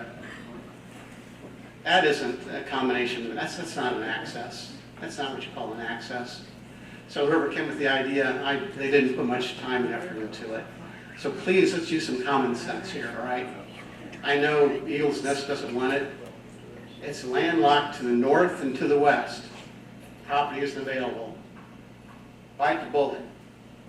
We gotta get Eagles Nest involved. I don't want to have anything to do with it. Gotta have access. Need at least 2. All right? Common sense. Number 2, the townhouses. Some of them have 5 family, 200 grand each. Can you imagine living in the middle with 2 neighbors on either side and having spent $200,000? I can't imagine somebody wanting to do that. And they're talking about not renting them. I'm troubled with that one. It's going to be rented. I'm going to give the guy $1 million for one. He's going to sell it to me, and I'm going to rent it. This is what it's going to be. And when you have rental properties, I don't know how many townhouses there are, 80, 100 of them, I don't know. And they're all rented, and that's what's going to happen. That concerns me a lot too. And thank you for your time. And again, so much effort you guys put into it. I really appreciate it. Thank you. Thank you. Just to respond to a little bit of that, and then I also wanted to, if it's okay there. Want them to respond, but go ahead. Okay. As for who came up with the idea for the Eagles Nest cul-de-sac, I mean, that was you guys. That was something that it was asked by the community. If we want to talk about if it's safe or not, I mean, I guess that would end up being rediscussed when we refinalize phase 5, but that idea came from the community. That was one of the biggest asks, and we went through it. I know, we ought to have these two. And the original one had that. The other thing I want to point out, and this is not just to you, it's you do this short straw saying it, but a lot of people have said it. It's a shared sentiment. I just want to point out that a living situation that might not be desirable to you doesn't mean it's not desirable to the rest of the market. I personally can't imagine living in Deerfield because I can't afford it. So there's a lot of people who do want to live in a townhouse. There's a lot of people that is the best that they can afford. And so again, I just want to stress that something that's not desirable to you doesn't mean it's not desirable to the market. Questions for the developer. If you'd like to come up to the stand, thank you. So, home sizes. There's a difference between the plot size and the actual square footage of the house. Right. Sure. So, is there a significant difference between square footage of homes that would potentially be on your menu of homes versus what's already there? Yes, we would like to offer this community to a variety of ranges from price point to lifestyle. So we would envision everything from a 1,200 square foot ranch up to a 2,600 square foot 4-bed home. Now, there's between 12 and 26. Is there, I guess, does an R6 versus an R10, if it's an R6, does that necessarily mean that the house has a small square footage? No, not at all. I tried to talk about that a little bit at the last meeting. There's a misconception that small lots equals cheap, and it's just not true. It hasn't been true for some time. Lot sizes across the country have been getting smaller. We went over this. I don't, unless you want me to go into it again, I'll spare everybody. I mean, if you just want to just briefly, not everybody's been never. Sure. Lot sizes across the country have been coming down. Costs have been going up. Lot sizes have been going down. That's not the case with homes. Although recent macro statistics show we may have hit a peak on home sizes. Home sizes across the country have been creeping down, albeit not too much, but a little bit smaller than they were at the peak. But largely compared to decades ago, homes are bigger, lots are smaller. It's the market. It's not unique to Piqua or Ohio. It's been a nationwide trend. The average home sales price that we will have in here will far exceed the average price within the city limits. I think we grilled you on this last time. Can you explain how D.R. Horton nationally does have some rental portfolio? Yes. And I think we'd asked you last time whether or not that rental portfolio is accidental or intentional, and then some of the contingencies you might have for how homes are built in this development and what your plan is for this. So if you wanted to elaborate on that. So we do build for rent communities around the country. It's a growing segment of the market, and a lot of them are done very, very well. We've not done any here in Ohio yet, but we are on the lookout for the right opportunity. However, as I said in the last meeting, this is not it. we are coming in here to build for sale. There was one comment about what happens if we aren't selling well. I think there's maybe a little bit of a misconception when you see all these lots that we're gonna like build 100 homes and then cross our fingers and hope people buy them. I mean, we will be building these over time in phases. Worst case scenario, we're not selling well, we will finish out a phase and probably call a timeout and wait for the market to catch up until the next phase makes sense. But it's not like we're gonna have 100 homes on the ground with no buyers, and then we turn it into a rental community. We will not we do spec build, and that is our intention, but we try to keep 6, 7, 8, 9 homes out in front of us. Not very many. Okay, so that's what I was wondering too, is what's your lead time would be about maybe up to 10 homes ahead of where people are buying them at? Correct. All right. Thank you. Next up is Kim Heisler.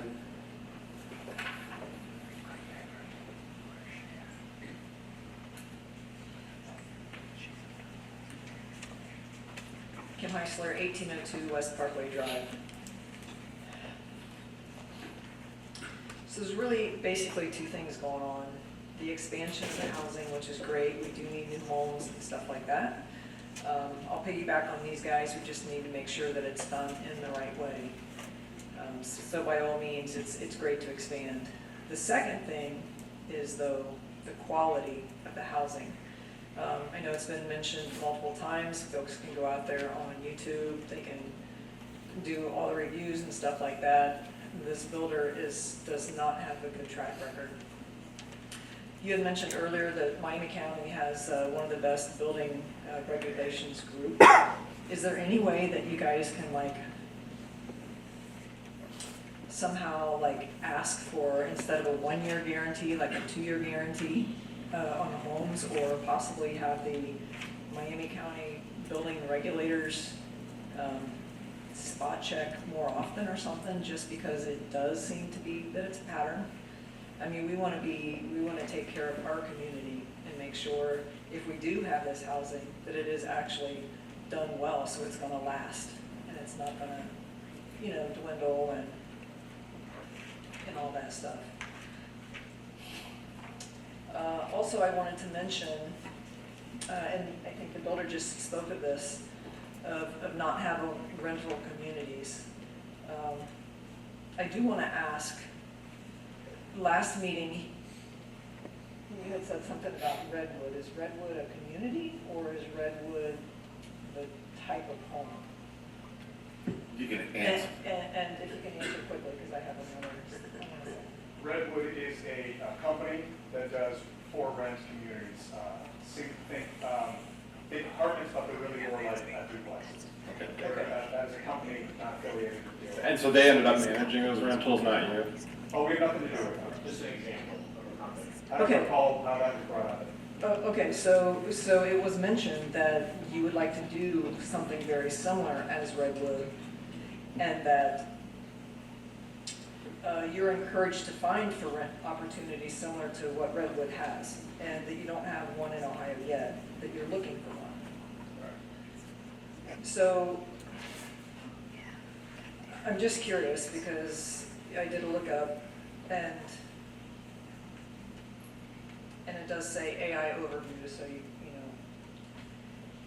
it's a combination of what people have said, and it's a combination of what its finding was for D.R. Horton after it was asked if you guys build rental communities. And it says, yes, D.R. Horton is building rental homes in New Carlisle, Ohio, at the reserves at Honey Creek. So my question is, and then it also says D.R. Horton is a home builder that specializes in rental properties, and they create communities of single-family rental homes or pods of homes in larger master plan communities. So I guess my question is, and then you can answer it, is that you'd mentioned there was nothing going on in Ohio, yet here it's saying that New Carlisle at the reserves. Just to clarify for the commission, are you saying that the source of that information was an AI? Yes, and I know AI may not be exactly right, but that is usually a combination of everything put together. And is the question. Is the question, is the AI correct? The AI is incorrect. It's Well, I'm incorrect. asking, do you have rental homes in Carlisle, Ohio? We do not. Not at all. No. Okay, well, thanks for the clarification, and I appreciate that. Okay.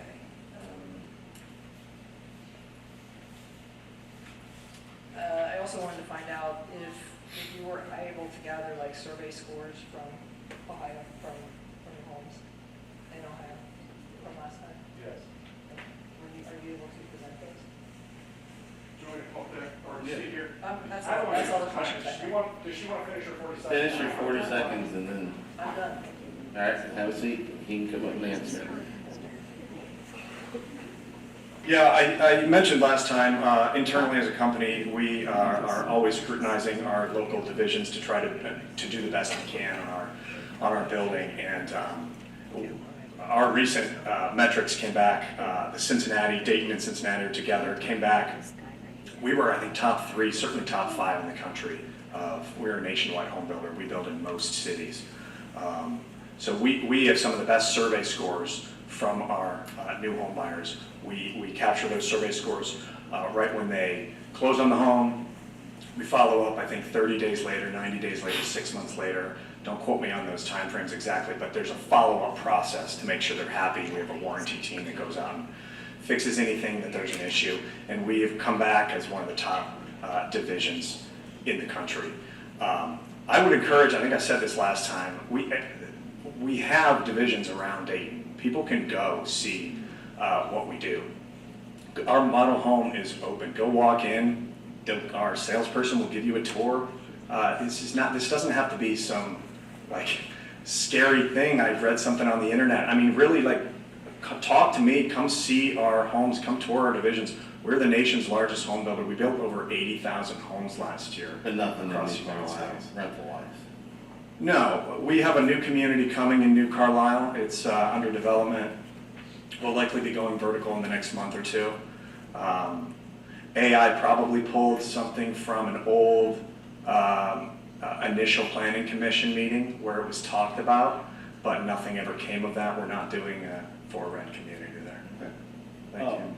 Can you, I guess, how long is the warranty length on a new build? There's a question about that earlier. Or is it vary? Is it- I believe it's 1 year for most things, and then structural is much longer than that. Yeah.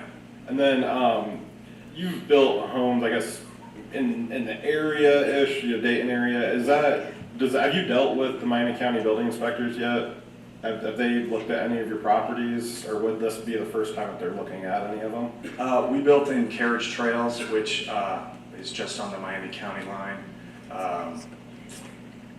I'm trying to think if we built in. And it sounded like, Kyle, maybe you can help them out too. It sounded like Miami County building inspectors handled multiple counties, so maybe. 5 counties, correct. So anything in the city, anything, Mercer County, Auglaize County, Shelby County, Miami County, and there's a 5th, Dark County. I believe Carriage Trails, I could be wrong, but I think that's the only thing we've done in Miami County to date. We do have as I mentioned last time, we have a development in Troy under development right now that will be coming online early next year. And then are you familiar with what the inspection process is? Like, when would the Miami County inspectors come in during the build phase to look at stuff, and then what they're necessarily looking at? Yeah, I mean, it's not my area of expertise. I'm on the land side, on the acquisition side of the company. When it comes to vertical construction, I have colleagues who handle that. So that really, I've passed the baton a little bit at that point. Maybe I'll make Kyle tell me. Sure. He might know. Sure. The question, Kyle, was what phases during the construction process would the Miami County Building Inspectors group be looking at this, and what necessarily are they looking at? Yeah, so I mean, it's the same as any construction. I mean, residential construction is a little different than commercial construction, but the fundamentals are the same. So when ground is done and they put a foundation in, that gets reviewed. When framing goes up, that gets reviewed. When electrical goes in, plumbing goes in, all of those systems are also reviewed. So before occupancy is granted, there is multiple reviews of all the systems, of the construction, and again, that is consistent throughout all of the county for anything that happens. I will say there's some additional things that happen with commercial, but for residential, it is very consistent. Thank you. But once the Miami County inspection process is finished, then it seems to fall into the relationship between the home buyer and the builder.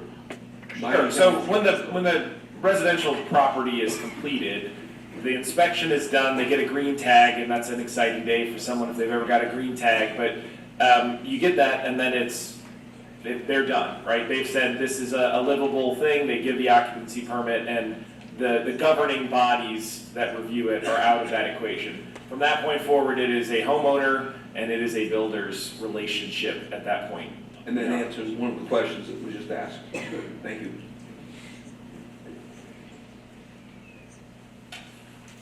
Yvonne Wyan.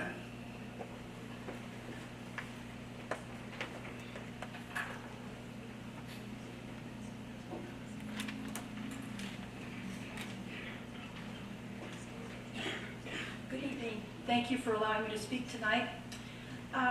I don't think that the West End citizens are against the possibility of growth in that area. Could you pull the mic a little closer to your face? That better? It is, thank you. Thank you. I didn't realize how I'm short, getting shorter as I get older. You're doing fine. Okay. As with all new things, there are major concerns that needed to be addressed. Yes, Horton has addressed buffers, roadways, and a few housing changes. However, there's more issues that need to be addressed. One of the things that we've kind of hit on is that the homes are going to be closer together, kind of like more like sardines, and it also takes most of RE10 zoning, which means very little area left for executive homes. Now, we know that we have a possibility of a business coming in, and that business has executives that are going to be looking for a possible area to build bigger homes, maybe custom homes. If we don't leave it R10, then what happens is they're going to go to Piqua, or they're going to go to Troy, Tip City, maybe Sydney. We lose out on them living here, them being able to contribute to our community. Did D.R. Horton ever do a demographic study to this area? And I'd like to have them answer that question after I get finished. Because if they didn't, then that is kind of negating what is really important for Piqua and its growth. Also, there is the Plan It Piqua. It back in 2007 did recommend that we have a place for executive homes and senior citizen. I see nothing in that plan that plays to senior citizens. We know that Garvey Ridge is not going to be developing for a while. We were very grateful to have Craycon Homes develop the area over by the southern end of Westview Drive area into those houses that they are maybe on the market 2 days and they're gone. I mean, they are snatched up like that. So there is a definite need, and I don't see anything on the new plans about any senior housing, which Planet Piqua mentioned 30%. Well, we know that our population is getting older. This is an important part of that. Where could that fit into this development? Finally, just because this area that doesn't mean that it has to be developed around or rezoned. We need really to vet what is being proposed or suffer the consequences when all the dust settles. We want to see Piqua grow, but we want a growth that benefits all of our citizens, not just the developer. A yes vote could indicate a quick fix, but not a true need for Piqua. Thank you. Do you want to answer a question? Did you do the demographic study?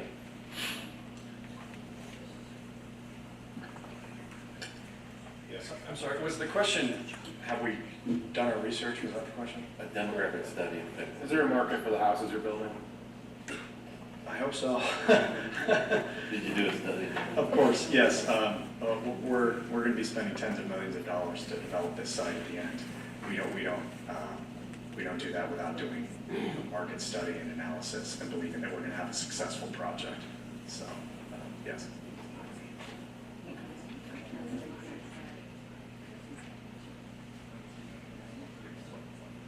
Brent Schneider.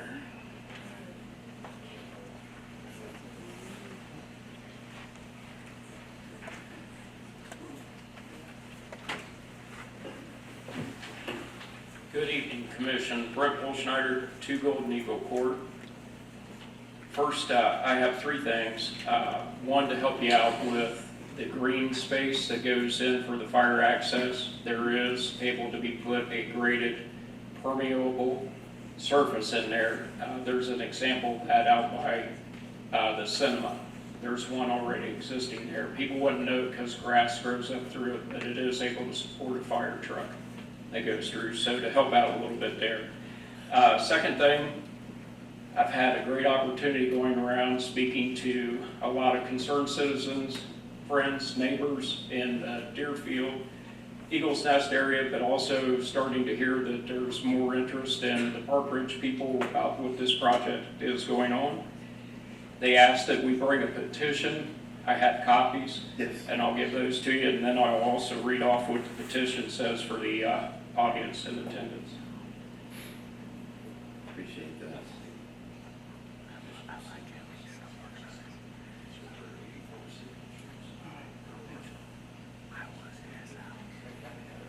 That's all right.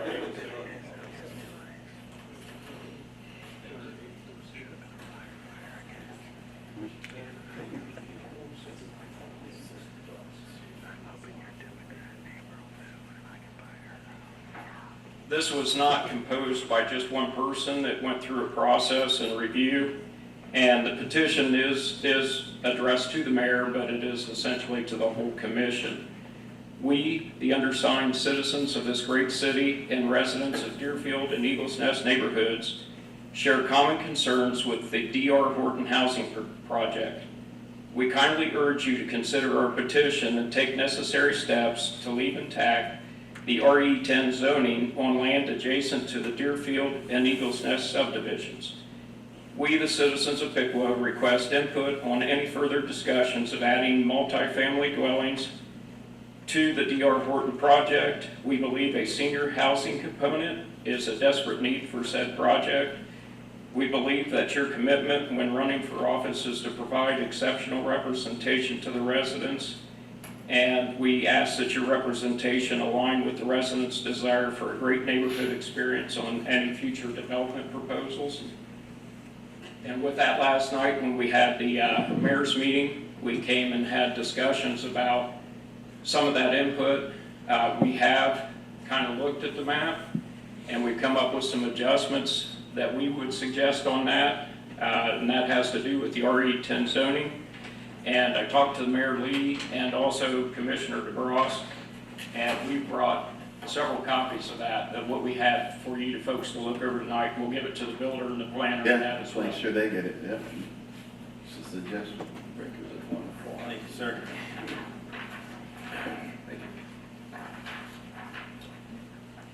Thank you.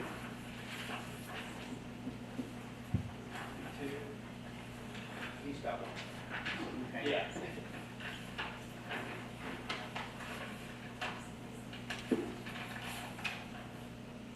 There you go, sir. I feel like I run the sprint here, so I'll go through this about as quick as we can. Option 1 was leave all RE10 zoning, which we understand that's not a complete maybe ability to do that, but we also have option 2. We put in coloring around where there would be buffer areas for the RE10 that would butt up to some of the areas that are already RE10 existing. There is some that is still there in Deerfield.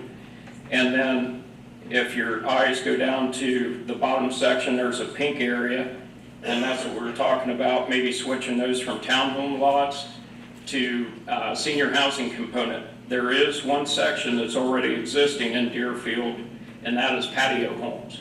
So those are considered a senior existing experience. It's where if you become older, you might downsize in that. Quickly, I'd like to add that when we were looking at what the plan at Piqua has, there's a part in there in H3.3, expanding housing options for the seniors, and it's mentioned in there, and we'd like that to be followed. We also have the H3.4, which is leave an avenue or inventory of the R10 zoning, and then if this is reduced, we'll have 7 lots at the R10. Right now, we have about 30%. That'll reduce it to 1% in the total city, looking at the total acreage. My time's up. Thank you. Thank you.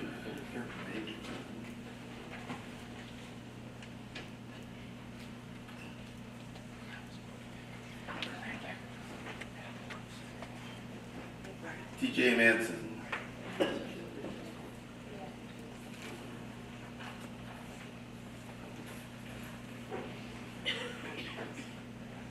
Good evening. TJ Manson, 6 Eagles Way.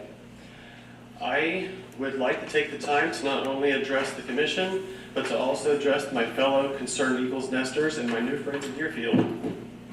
It's been an honor to be one of the people of the community leading you in the past 7 weeks. The friendships that I've gained would never have been achievable unless the city decided to blindside our neighborhoods the way they did. In the beginning of the process, we felt the commission was truly here to represent the people that were elected to jobs.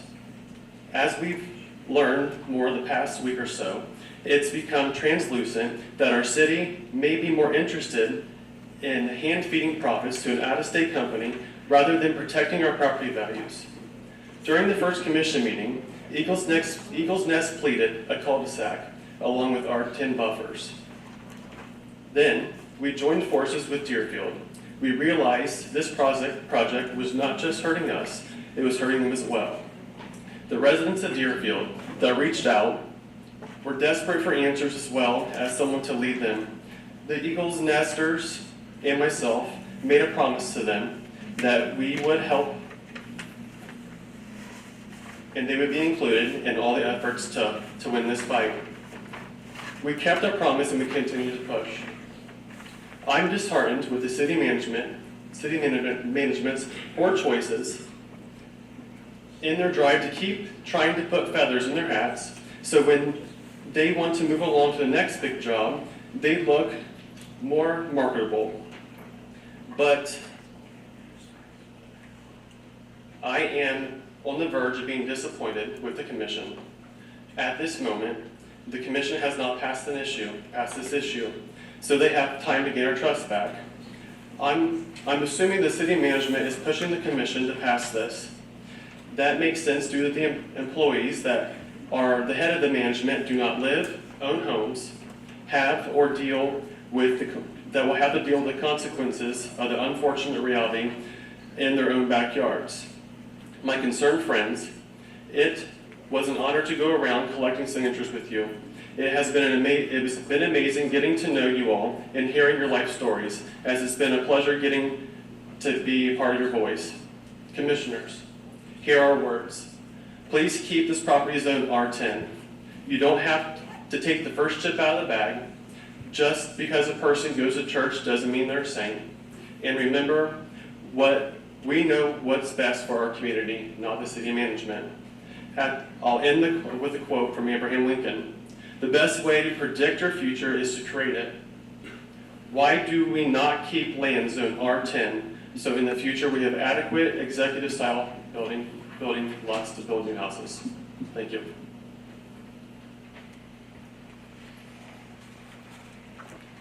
Landon Swartz.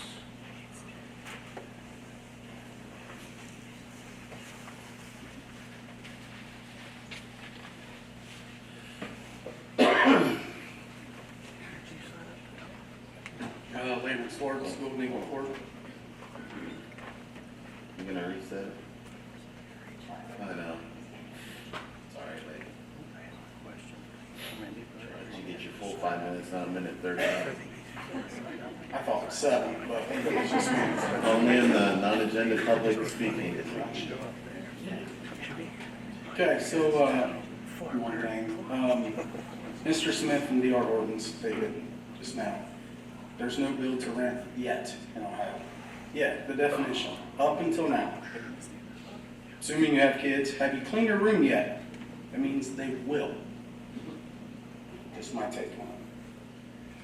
The transparency and integrity issue. I know this isn't the R10 and all that, but Chad Henry, this is part of the integrity and transparency. At the planning meeting, he stated there would be 3 public meetings on rezoning, not 2. So there's no need to vote on it tonight. Let me skip down here. So I did a little bit of realtor search today.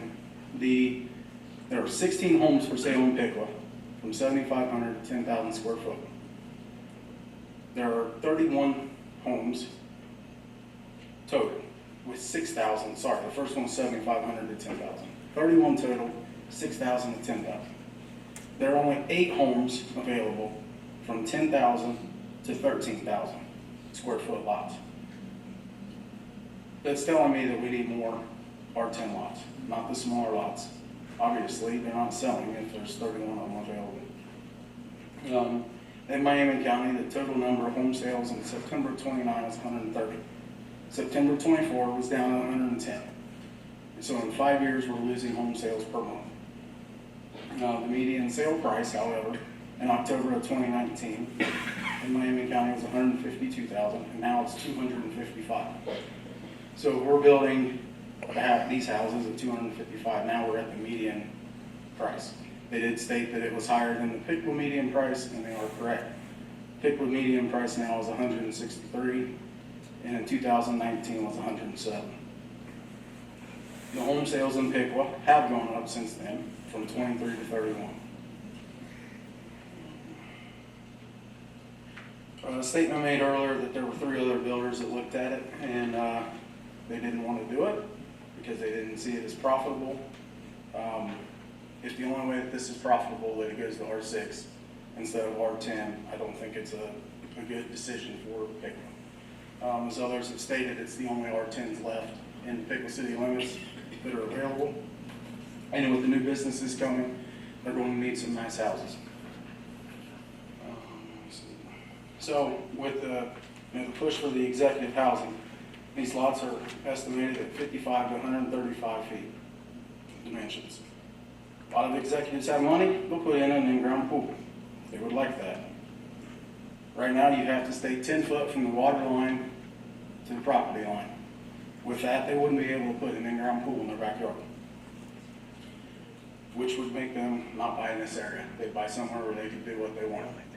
They had a big deck and a pool, they wouldn't have the room to do it. When they widen the roads now, the lot sizes are even smaller.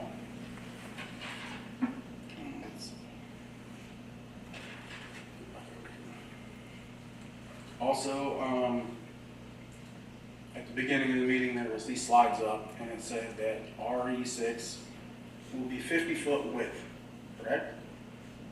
Except I just pulled up some real quick ones. Lot 168 was 43 foot, 170 was only 34 foot wide, and 193 was 38 feet wide. Mr. Holman, you stated that there was a 1 to 1.5% increase in population with these homes. I did a little quick math. Population in Piqua was 20,747. If there were 2 people in each of these 330 homes, that would be 3.8% or 3.2% increase. If there were 3 people in each one, it would be a 4.8% increase. With 330 homes, it would be a 3.8% increase in the homes in Piqua, in livable homes. That doesn't include livable units. I counted the townhomes as each single one. I don't know if the 8,600 livable units included the apartment complexes as 20 or 10 or whatever. I think that you guys should really think about this, push this off at least for another meeting, as we were stated with the transparency and all that. There's little integrity in that. If you're going to say we're going to have 3 meetings, we're going to have 3 meetings. You count to your kids, you tell them you got 5 seconds, you give them 5 seconds, not 2. You got 1. Thank you. So, I didn't make the statement that we were gonna have 3 meetings, and there's a difference between a resolution and an ordinance, so that you understand. An ordinance has 3 meetings. A resolution is just 1. And we tabled it because I felt that you needed more input, and you should have more time to talk about this. And you still have input, and you still have time to talk about this. So, let's continue on. Stephanie Davy. Can I allow Lady to go first? Is that okay? Whatever you want. Okay.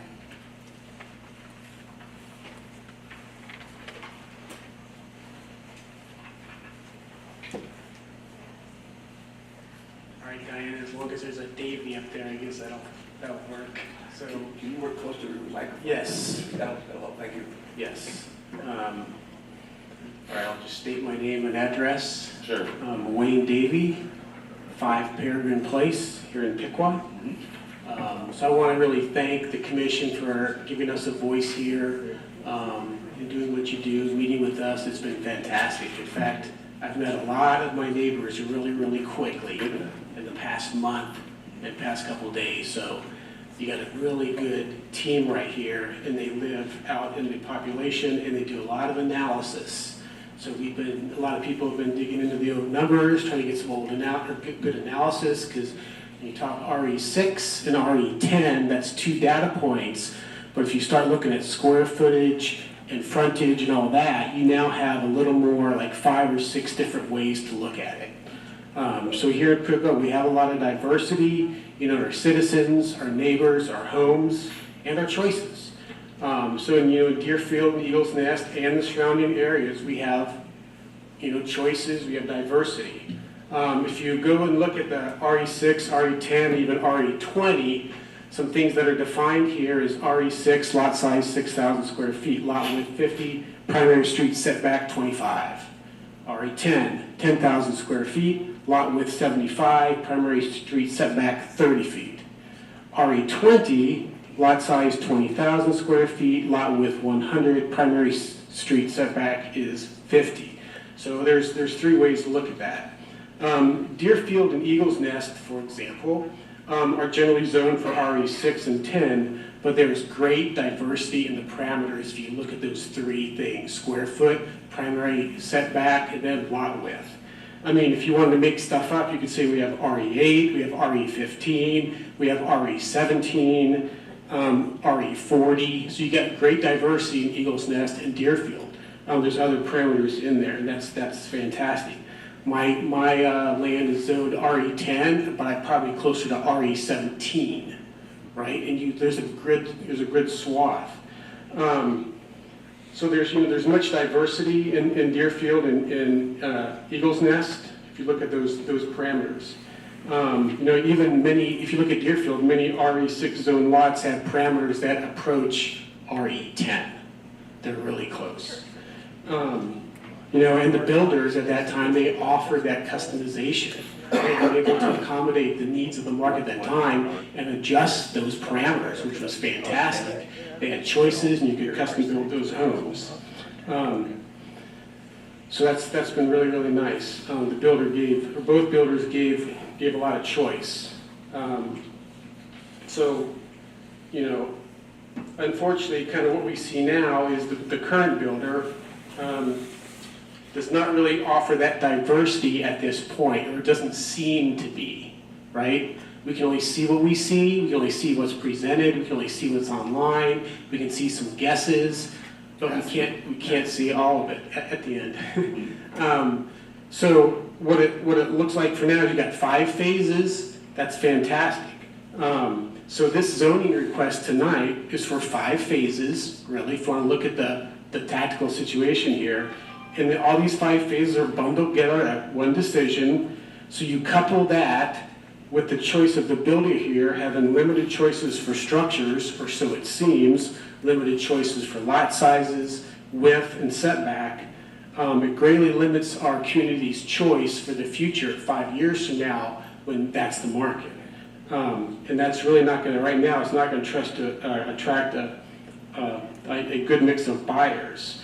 So what I would like to see personally is a builder that gives future buyers more diverse choices in its catalog of structures and lot parameters. So I would say in this specific case, they offered a 5-phase plan. That makes sense, you know, from a financial point of view, from a city planning point of view. I think that's fantastic. So what I would offer is, you know, maybe we split up this zoning request into 5 sections. You do the zoning request for the first one, the second one, the third, because right now it looks like you're making a decision early and you could phase this a lot easier, I think. And I think that would protect everybody. It would protect the builder to offer customization, or through a subcontractor. It would offer the market to adjust post-COVID, and you'd actually be able to see what's going on and feel like we have a choice. So we do appreciate the engagement. We want to continue the engagement going forward. There's a lot of people here with a lot of good data and ideas, and I think we're being heard. Just want to continue that. All right, thank you. What kind of choices do they have? Come on up.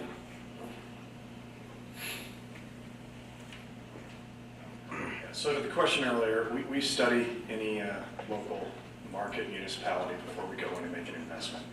We have done that here, and we believe we're serving what the market is asking for. I keep hearing a lot about executive housing. If anyone has done a study on that, the demand for it, I would love to see it, and I'm being sincere. We are trying to meet the market.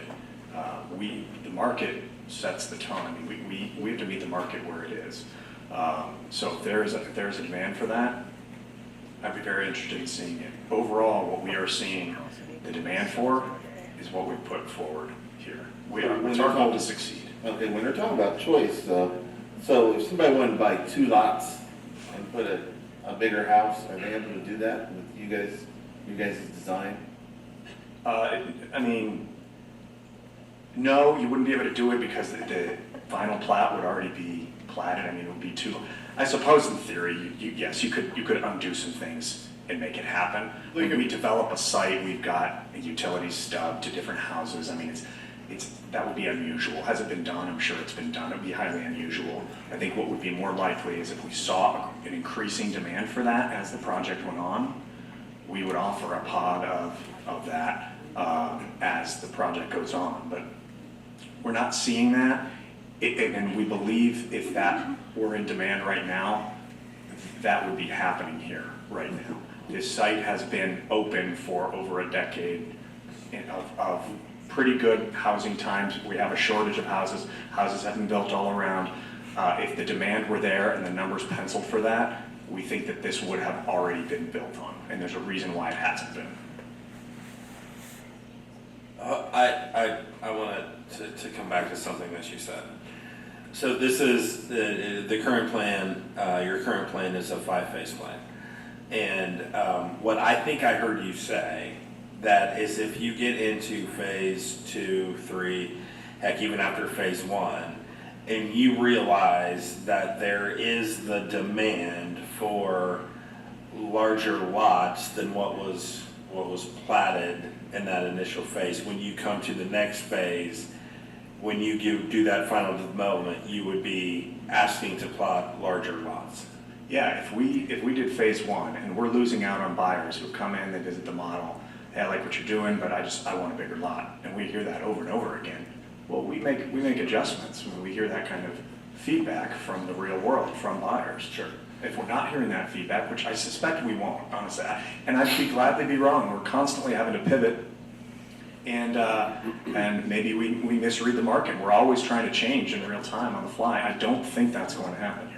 And then the other thing that I wanted while I have you up here is, I obviously did my research and my due diligence here, and based off of your rough preliminary plan and numbers that you all submitted, your average R6 lot size was 8,800 square feet. Is that correct? I believe that was what was stated. I believe that's correct.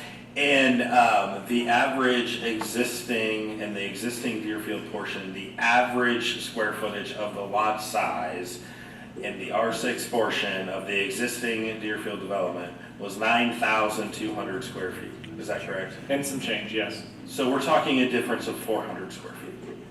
Yeah, correct. I mean, I'm not a math guy, and I'm certainly not being able to real-time fact check these figures. And our average lot size between that R6 closer to the R10 minimum than the R6 minimum, what we are proposing. Okay, thank you. I just wanted to clear those up as we were going. That's all. Maybe. Thank you. Thanks. Stephanie Davy.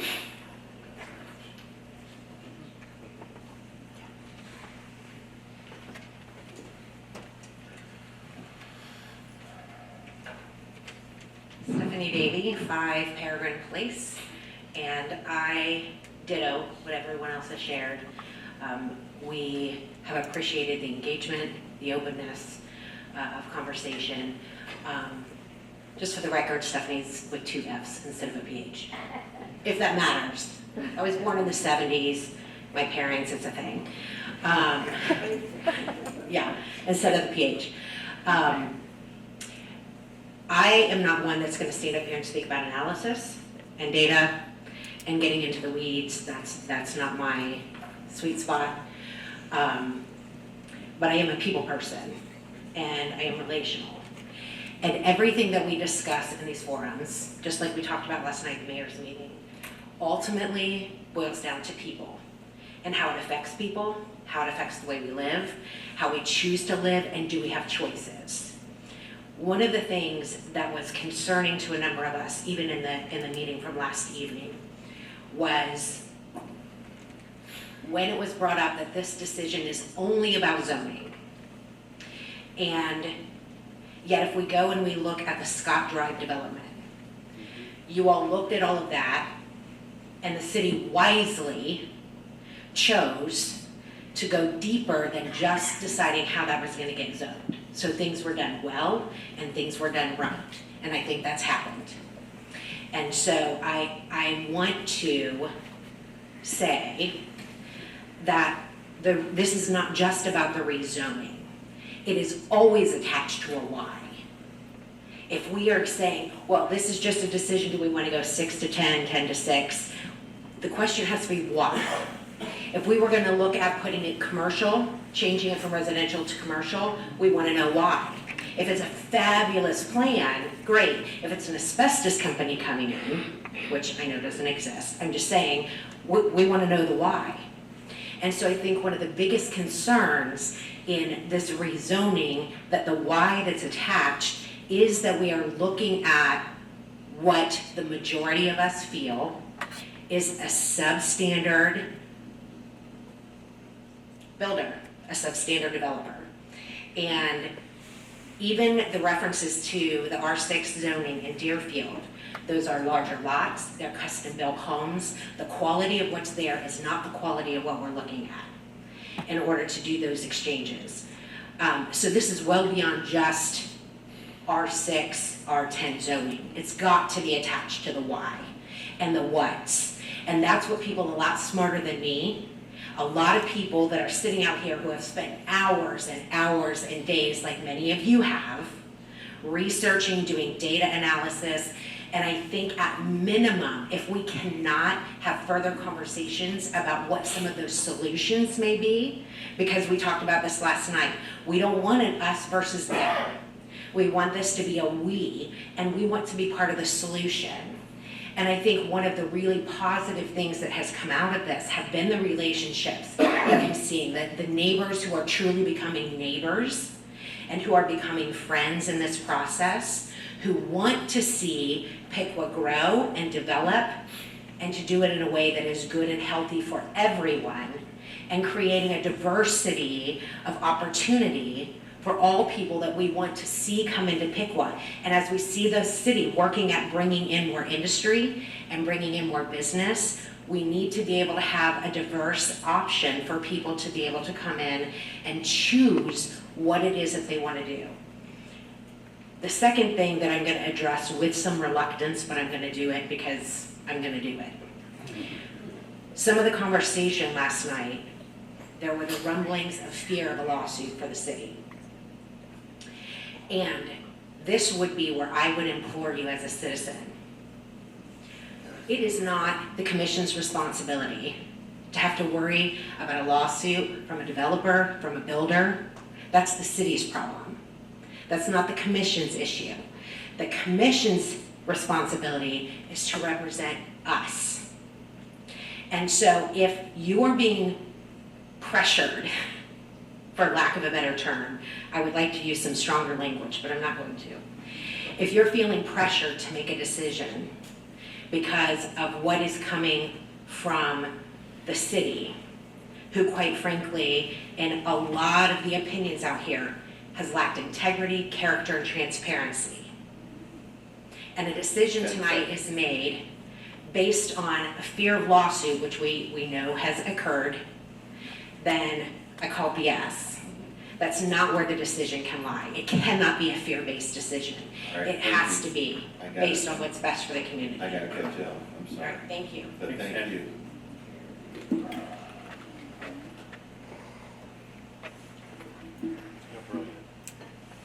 Bob Jennings.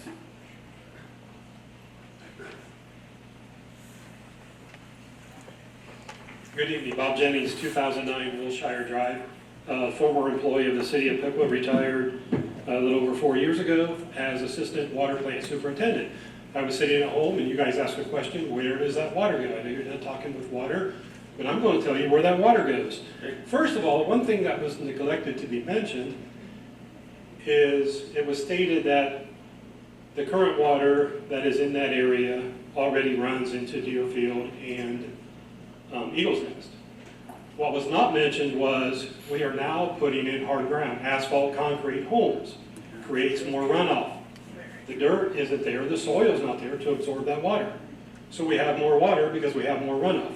All right, that was not mentioned. Now, where does that water go? That water, every bit of water from Park Ridge area and Deerfield goes just north of 309 Sunset to, I believe it's a 48-inch pipe that runs what is called Frantz Ditch into Frantz Pond. Frantz Pond has a major sediment issue that was neglected by the city for years. The city used to have a gentleman that was employed as stormwater coordinator named Sky Shelley, and in the mid-teens, we took it upon ourselves through a lot of public outcry to look at Frantz Pond and that sediment issue because Frantz Pond is filling up. We had a study done of what we could do to eliminate the amount of water after a large rainfall. If you would go to that outfall and look at the amount of water that goes to Frantz Pond, it is astronomical. The erosion in that ditch is really bad. Where does all that erosion go? Frantz Pond. All right? Eagle's Nest does not go that way. It goes north and ends up going down to Echo Lake. That ditch was redone, I would say, around 2005, 2010, maybe in that area. We cannot add more water to that without doing something. Well, in 2019, this commission, or I'm sorry, it was 21, I believe, this commission passed a resolution. We had a study done of what we can do with that water. Is there a way to divert it, a way to collect it, a way to slow it down? There was looked at putting detention ponds, possibly by a four-star tool rental. It was looked at diverting that water to the north of Park Avenue to the other ditch that runs down. Unfortunately, due to elevation change, that wouldn't work because of the difference in elevation.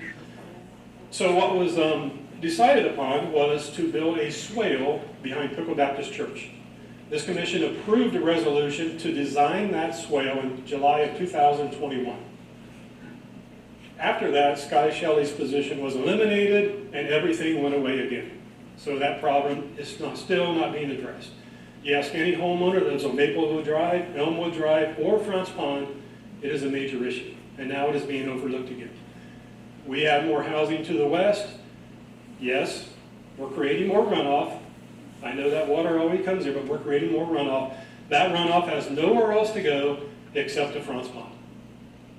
A major, major issue that is once again being overlooked by the city. A lot of time, a lot of money was put into that. Piqua Baptist Church agreed to have the swale put behind their property. At that time the study was done, there was 180 ton of sediment going into Franz Pond per year. That's what the study showed. Homeowners were contacted along High Street. I believe all but 2 were in full agreement with allowing access to their properties. Sky Shelley, like I said, put in a lot of time and energy into this. So basically what would happen, there would be a swale, I think it was roughly 500 linear feet, I believe. The water would flow into that swale, almost like its own detention area. It wouldn't be a pond, it would be flat. And there would be 2 outlets for the water to slow down and then slowly fall into Franz Pond. This needs to be considered. Whether this development happens or not, this is still an issue that the city needs to readdress. But we are creating more runoff because we're creating asphalt and concrete, and it doesn't absorb the water. It runs off into storm drain, goes into detention pond, and continues into Franz Pond. All right, thank you. I know, thank you, Bob. Come on up. Is he wrong? There's no question that the homes and the streets and the concrete create more runoff. Sure. Which is why we have the multitude of retention ponds that we are adding so that the runoff from the site at the end of the development is no greater or less than what is now. So yeah, it does create more runoff, but that's why we allocate all that space to hold it back. Because it doesn't trickle on the ground anymore. So yes, the ponds account for that. And the water quality issue we spoke of earlier, you know, none of this old stuff had that, so the sediment that he mentions is absolutely happening, but that's why there's that requirement nowadays. Regardless, the issue that he's talking about still needs to be addressed by commission at some point in time. Yeah, so, but you're gonna address the runoff. From our side, yes, absolutely. During the final engineering plan for the water management, how deeply are you looking into the downstream existing infrastructure? So like when you're designing the new section, how many steps down until, I guess, between here and the ocean, how far down the trail do you go to look at what the capacity is of various parts of that trail? Typically, we look at the outlet area, and, you know, if it's a pipe, we look at that pipe and a couple structures down. You know, you don't go way further because that run is constrained by the pipes you're dumping into. In this, I guess in this particular situation, how far down do you think that you'd be looking at? I'm looking at the map, and is that area draining into Franz Pond? No, it goes back. Okay. So from our topo standpoint, we found the pipe that is on the north side of Red Deer Trail, excuse me. We did not chase that until it dumps into any kind of ditch. You know, that's where we stopped. We know the size of it, we know the slope of it, that's what we need for our calculations. I live on Franz Ditch, and I can assure you that what Mr. Jennings said about where that water comes from and where it goes is in fact accurate, because it ends up in my backyard. Thank you. John Silman.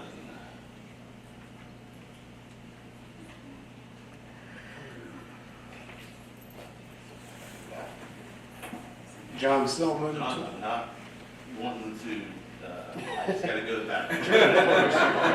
TMI, right? 2301 Piqua Clayton Road. I live across from Deerfield, on the south side of Clayton Road. Full disclosure, I signed the petition that was presented to you, and I pretty much concur with everything that they would like to see in that petition. I think should be proceed, if it's gonna proceed, it should proceed in those terms. My last job, I was a home health nurse. And I was sent into different communities all over the Miami Valley. And one of the places that I got to see patients was Carriage Trails in Huber Heights. I didn't know that you guys developed that. But when I first saw the plan, what I thought was Carriage Trails. It looks, from looking at that layout, it looks just like some of those places down there. So all I would suggest is if you guys want to see what the end development is going to look like, go look at Carriage Trails in Huber Heights, because it's pretty much the same. Everything's packed together. I believe the builder's indicating that they did not build. Oh, I thought you said you did do. We bought some finished lots and built out one of the last sections of Carriage Trails. We were not involved in the design or layout, any of that. We came in at the very end and built, I'm not sure how many, but one of the last sections. We just built the homes. We had nothing to do with the overall design. Okay. Well, I'm not speaking to the quality of the building or anything there. It's mainly how close the houses are together and the parking issues that, everybody's admitting there won't be any parking. Yeah, go down there and try to see a patient sometime. You couldn't find a parking spot, and people get real possessive of their parking spot when that's going on. So I really don't. I think this needs to be thought through a little more, and I thank you for addressing the issues about the street width, because that is part of it. I wouldn't want to drive a fire truck back in some of those neighborhoods. How are you going to get out? It seems crazy to me. But thank you for listening. Thank you. Thanks, John. You got the next one? No, I just wondered if you had the people. Yeah. Let's see here. Next up for comment, we have Cheryl Silman.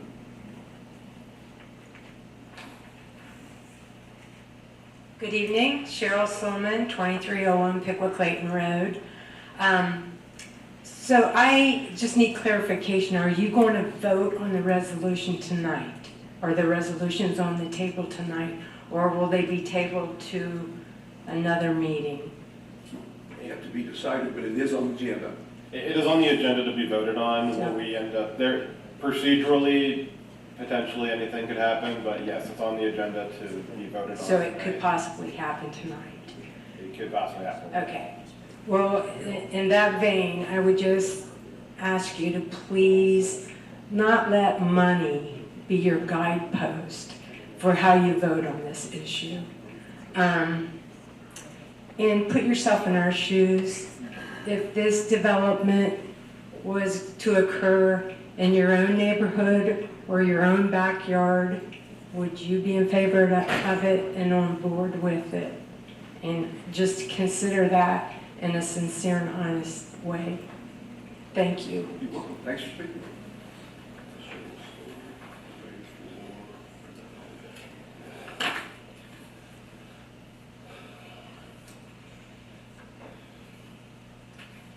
Brenda Allenbaugh.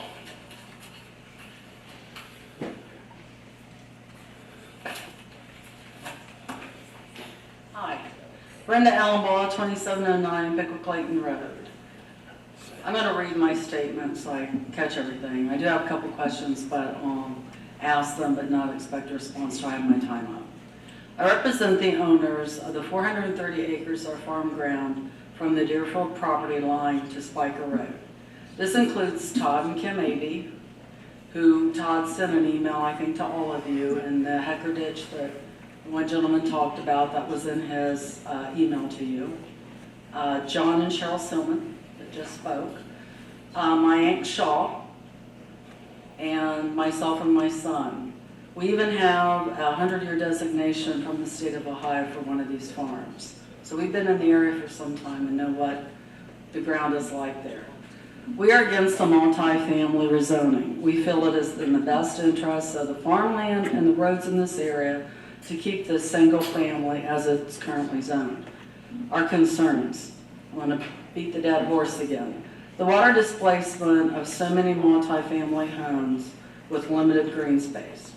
We have spent a lot of capital on the tiling in that area. Hecker Ditch is one of them. There's several ditches, and I'm sure that Choice Engineering's gotten with Soil and Water and looked at those.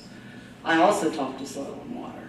They also stated, like Mr. Jennings did, that the one property, 07651A, goes into that open Kent ditch and to King Arthur Drive and then to Echo Lake. So if I were living in the King Arthur Drive area, I'd be a little concerned about that too. I reviewed the new plans on the stormwater management. The new numbers propose over 7 acres out of that 83.7 acres. That seems like a lot.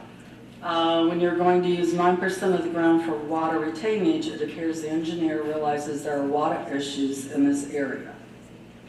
If the Hecker Ditch, as well as the others, are disrupted, we need a guarantee in writing from the developer that this flow will be reinstated to the approval of all the surrounding farmlands. Number 2, the increased flow of cars and traffic on Piqua Clayton from the 330 families needs to be addressed. Number 3, disruption of farming operations on the new families in the homes. For example, we have a grain operation that will run 24/7 when we need to dry corn, when we have to run our air dryers, and it gets a little noisy. And you're going to be pretty close to that area. There are also the smells and the other noises that come from the farming operation. We also need a guarantee that that tree line and or a fence will be put in place for a defined separation of this development and farmland. And I know you have to have 10 feet from the ditches or what are the ponds to the property line, but I think we still need the tree line and a fence. I also looked at the Piqua Comprehensive Plan because I've heard so much about it. One thing that I looked at was under H3.1, create programs which provide incentives to development which will provide a diverse supply of housing. And my question to the commissioners is, because it does say such incentives may include density bonuses, fee waivers, and a streamlined approval process. I would like to know if any of these incentives are being used in this project. You can answer after I'm done. I'm trying to give the city and the commissioners and the mayor the benefit of the doubt, and I want to thank Kyle and some of the other people like Chad that have gotten back to me very quickly when I've had questions. I've also been told from several people now that the city has already made up their mind because they see the dollars from selling water and utilities, so we've been told we need to compromise. Why wouldn't the city compromise for their citizens? Again, we feel it's in the best interest of the farmland and the roads to keep this single family as it's currently zoned. When the commissioners vote tonight, if they vote, I would also ask that they explain to the citizens that are here why you are voting either yes or no. Thank you.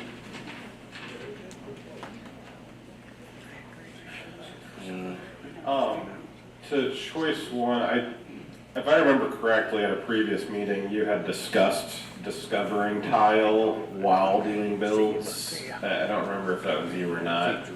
Was it? Can you discuss what the process is for when you discover tile?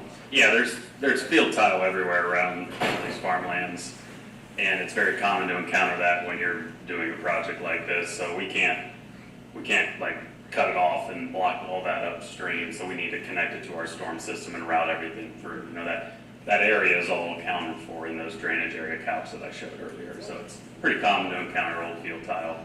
You just got to connect it to your drainage system. What would happen to the houses that were being built there, could be built there, if you just cut off the tile and then didn't route it anywhere? Like if you blocked it off, it would back up upstream, and then their fields would be soaking wet. If you just cut it off and let it dump into the ground would be saturated. There'd probably be sinkholes. Enough. It would not very undesirable for all parties to just. Yes. So if you were to cut it and not replace it, they would probably destroy the value of that land. Oh, absolutely. Yeah. Good. I was curious about the incentives. Yes. Are there any incentives? No. Thank you. Kathy Haney. She go? Okay. David Davison.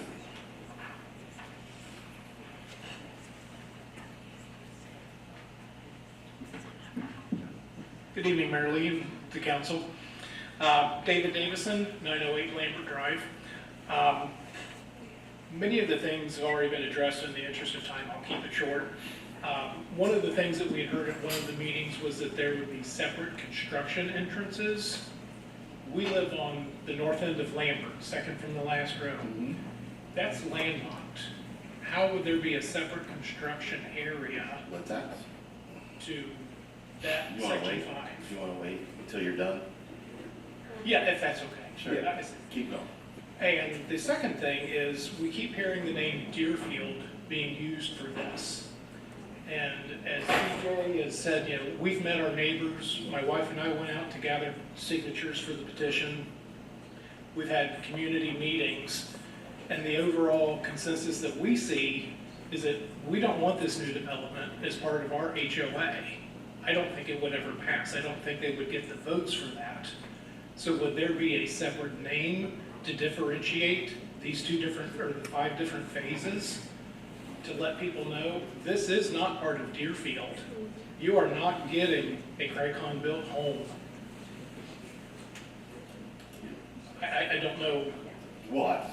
Yeah, I don't know, you know, why does the name Deerfield be being used when it is clearly not part of Deerfield?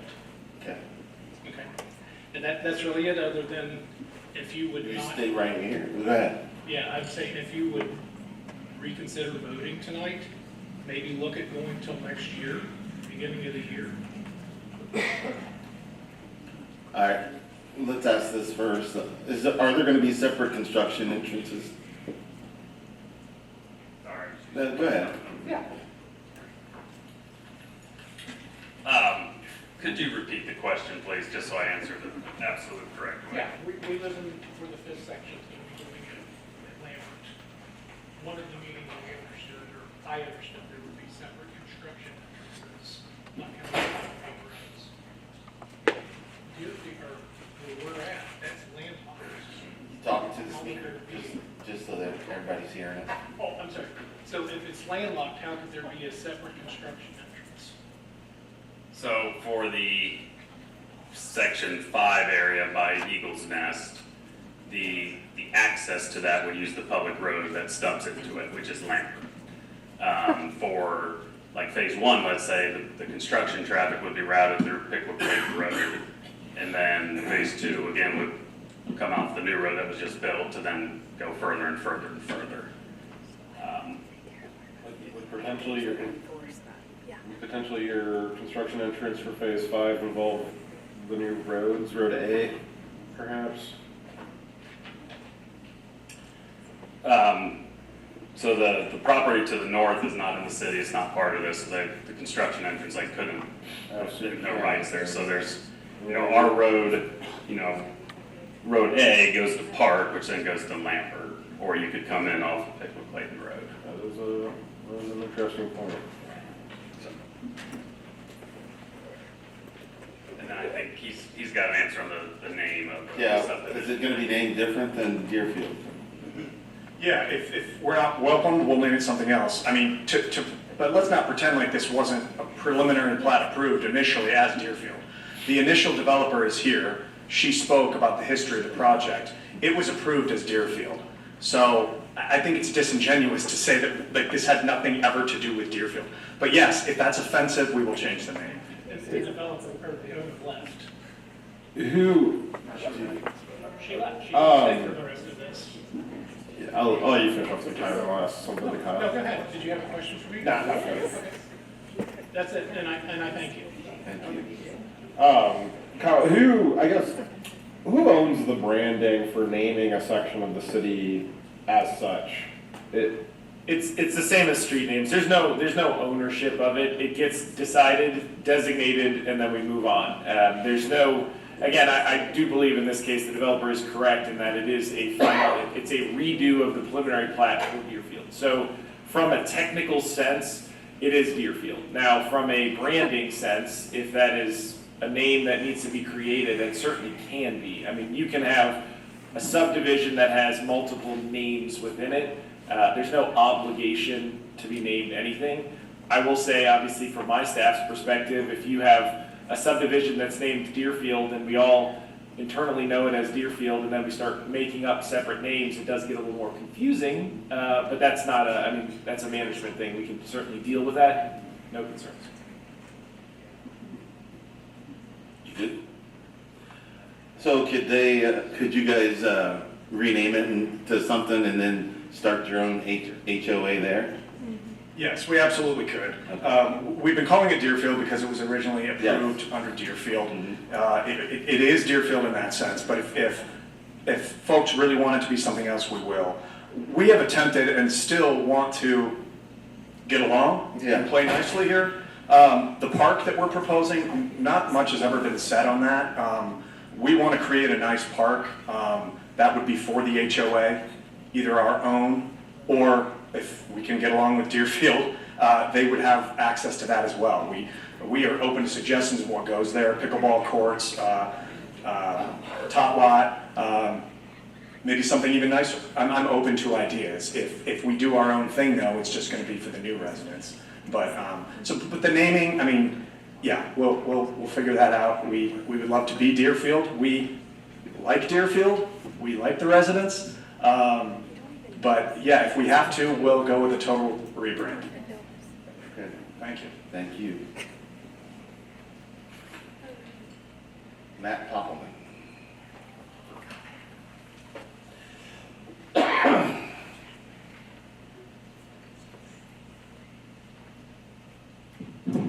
Matt Hoffman, 2320 Whitetail Lane.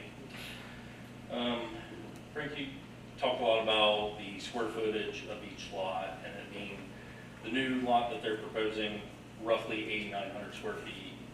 But if you were to remove section 5, the average would come down to probably 8,000, maybe 8,200. So just one section alone, because they have bigger lot sizes in section 5, would bring that average way down, which would be way different than the current Deerfield average.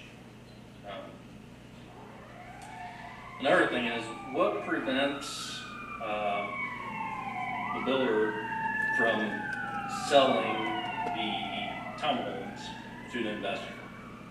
You know, we talk about we don't want to rent these places, but what prevents him from selling to an investor and them renting? That's a whole nother problem. We can't prevent an investor coming in and then them renting out this property. I'd be happy to answer that, but I don't want to take your time. So I can say that to the end. For renters, the intention is not, as the builder had said, the intention is not to sell it to landlords, but there's no laws that we have that would prevent somebody coming in to buy the property to rent. We can't prevent you from buying a property to rent it. We can't prevent you from renting from somewhere. We can't prevent your neighbor. We don't have a law that can prevent your neighbor from renting to somebody either. Quite frankly, a government that is large enough to micromanage rentals like that would be large enough to do a lot of stuff that you would not want us to do. Yeah, I understand your point, but my point is they can't say that it's not going to be a rental property. They keep saying it's not rental property. They can't say that because an investor can come in and buy it, and then at that point, a rental property. So we can't keep using terminology that it's not a rental property. You said it's not planned as a rental property. Am I correct in saying that? I understand that. But in the end, everybody knows that it can potentially become a rental property. Certainly possible. Who's going to be responsible for upkeep of the pickleball courts and everything that they're mentioning? Because recently the playground of Deerfield got annexed into the city. So who would be responsible for upkeep for that? Likely that would be their HOA. It was originally Deerfield's HOA as well, and then they couldn't keep up the cost, so that's why they gave it to the city.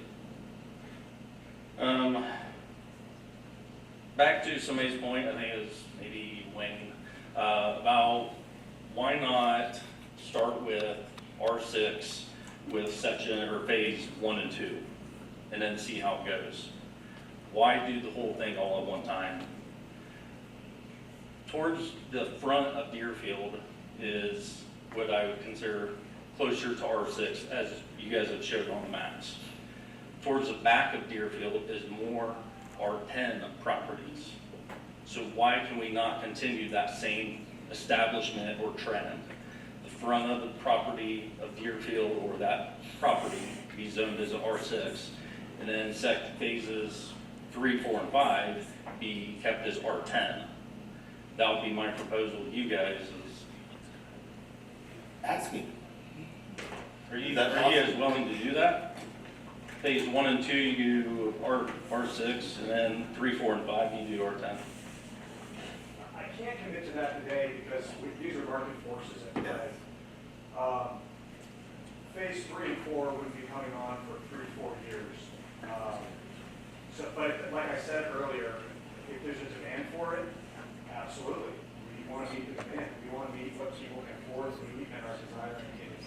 Yeah, I get you keep saying that same answer, but the demographic of that area is the front of Deerfield, Deerfield loosely, is R6. So phase 1, phase 2, R6, 3, 4, and 5, that'd be R10. That's currently what is set up in that area. And that's why it hasn't developed. I mean, how long does it sit like that? Can we never change it because it was made that way one time? No, but that's the demographic of the But area. it was designed, it was made that way 20 years ago and hasn't developed, so we can never change it. It wasn't made that way. They want to do the whole thing R10. I'm saying do phase 1 and phase 2 is R6. Well, I can't commit to that. Thank you.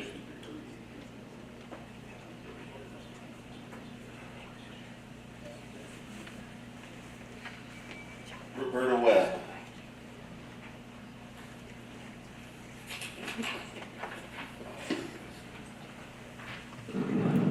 I live at 605 Lambert Drive. This is my opinion. I don't want anybody to get upset, it's my opinion. I think Piqua was targeted and that D.R. Horton came in and saw this land, scoped out the surrounding communities and saw that there were a lot of older retired people here.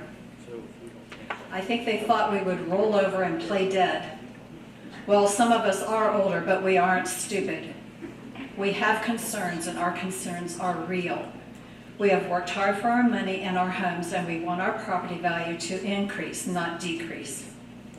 We have concerns that are real. What about the added traffic that three streets will add to Lambert Drive? 300 or more homes with 2 drivers equals 600 more vehicles on our streets. But wait, add teenage drivers and that will double again. We have concerns that are real.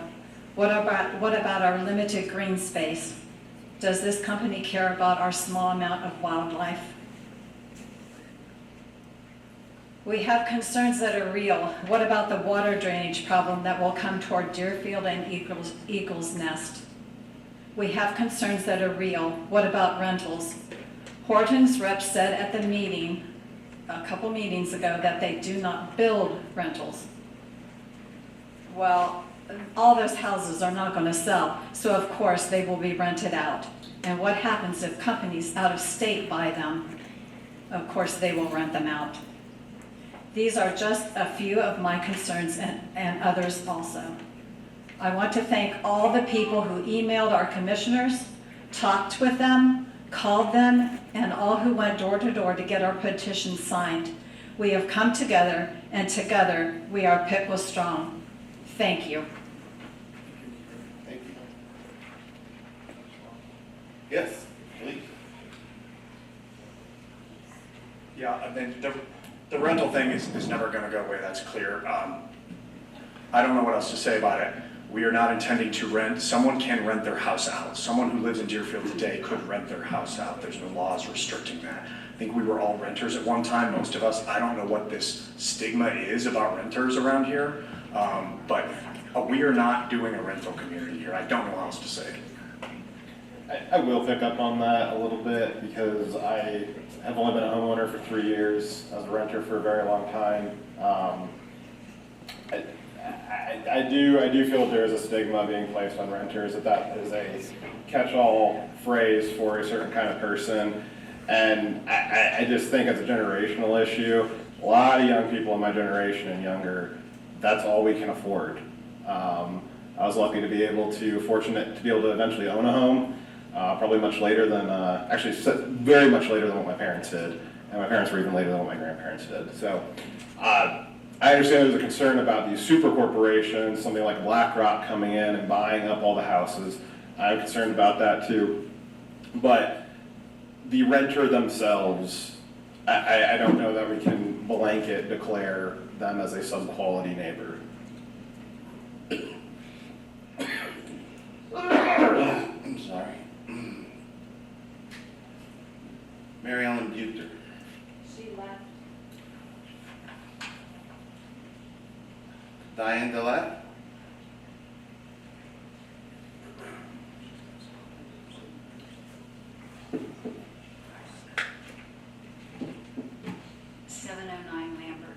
Could you pull the mic a little Pull closer? the mic closer to you. Okay. Thank you. The only good thing that possibly, if you vote for the change, is that Deerfield and Eagles Nest has really kind of became one community, and it's been beautiful.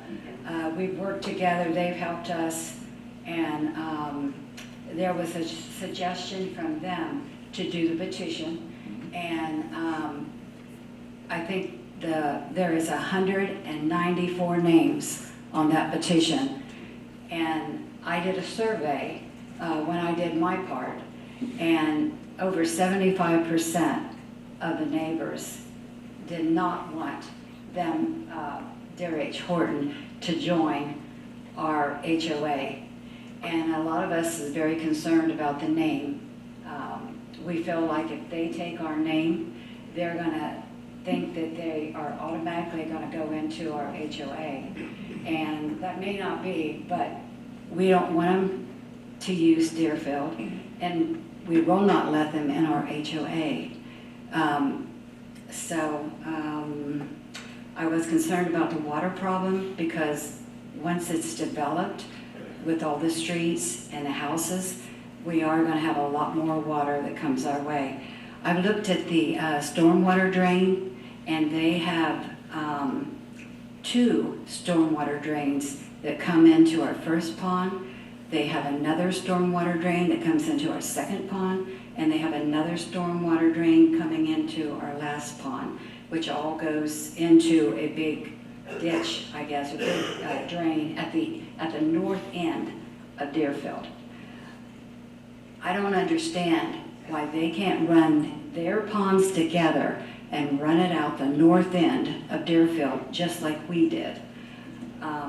There is a storm drain that goes from their large pond into one of our ponds. And I don't know how big the pipe will be, but if their water from their pond does come into our pond, we're gonna get all their sediment, we're gonna get the oil and the dirt from their streets into our ponds, and we are going to have to raise our dues to pay for the settlement that goes into our ponds.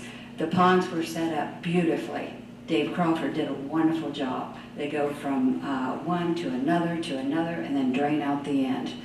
I don't know why they can't stay away from our ponds, take their storm drains, run it into their ponds, and run it out the north end, just like we do. Thank you. Do you want to explain that again?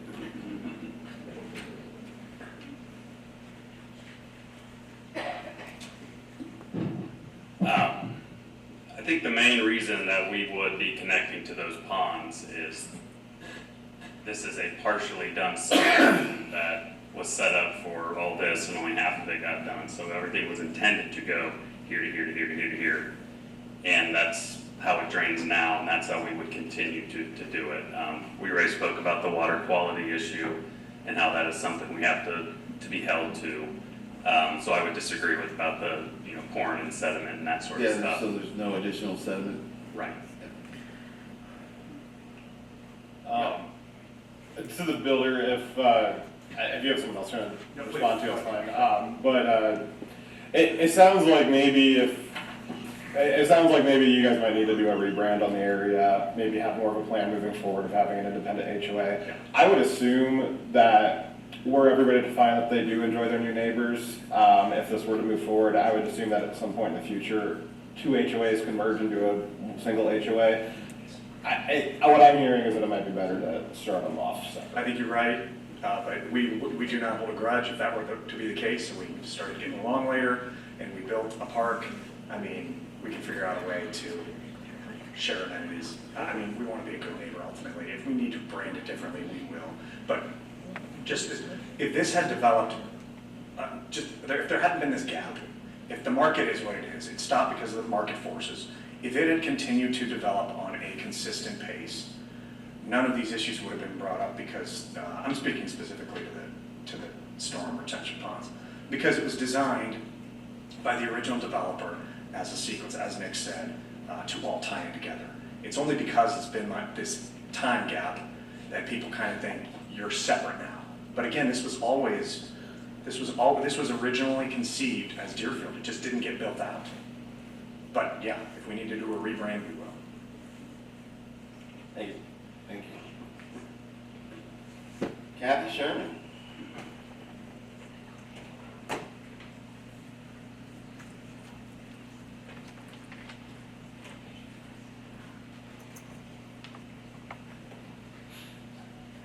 Commissioners, Kathy Sherman, 2325 Whitetail Lane.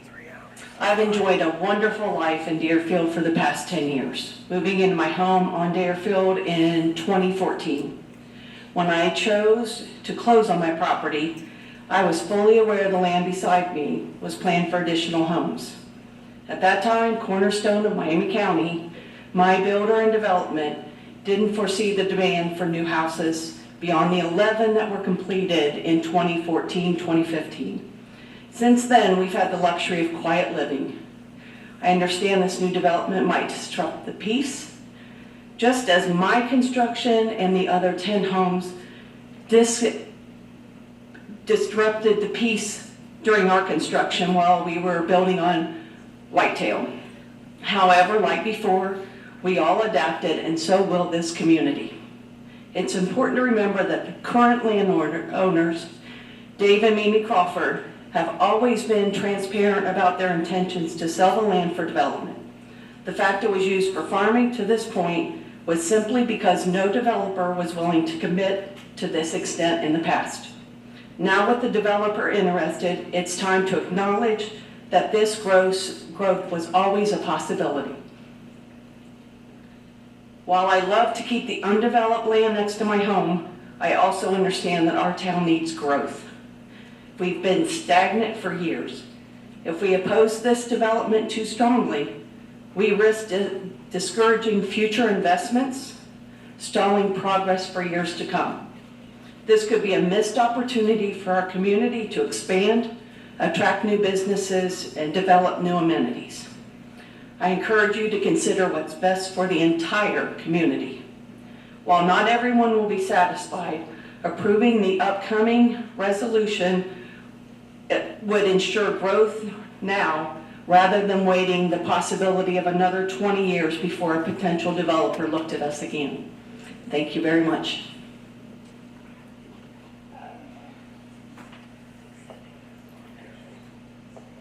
Thank you.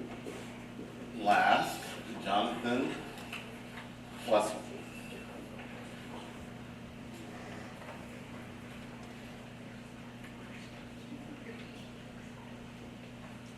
Good evening.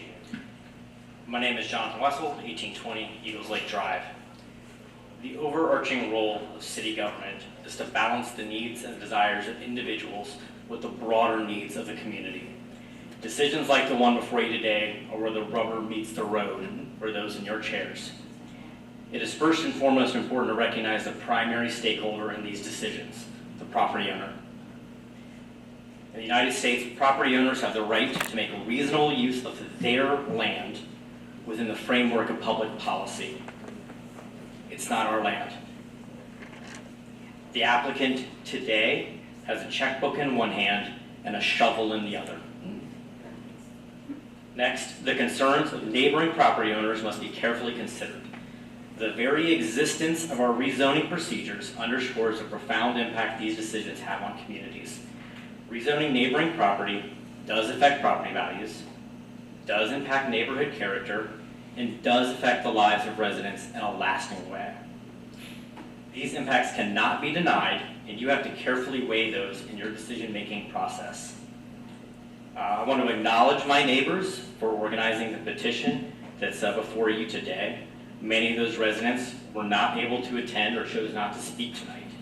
I would ask, if it's possible, that the commission consider a motion to enter this petition into the meeting minutes as a matter of public record, ensuring the names of those who signed are recognized. For myself, I made the decision to live in Eagles Nest in part because of the larger lots, the wide, quiet streets, and the stability of the neighborhood. I share many of my neighbors' concerns about increased traffic, the proximity of multifamily housing, and the environmental impact of the development. And as a member of the neighborhood, I personally oppose the rezoning. However, the commission must balance those concerns with the broader needs of the community. Economic growth and an expansion of the tax base are essential for Piqua to thrive. I believe the revisions to the plan demonstrate an effort to address these concerns while still moving the city forward. And so, as a member of the larger community, I support the resolutions before you tonight. Thank you. Thank you.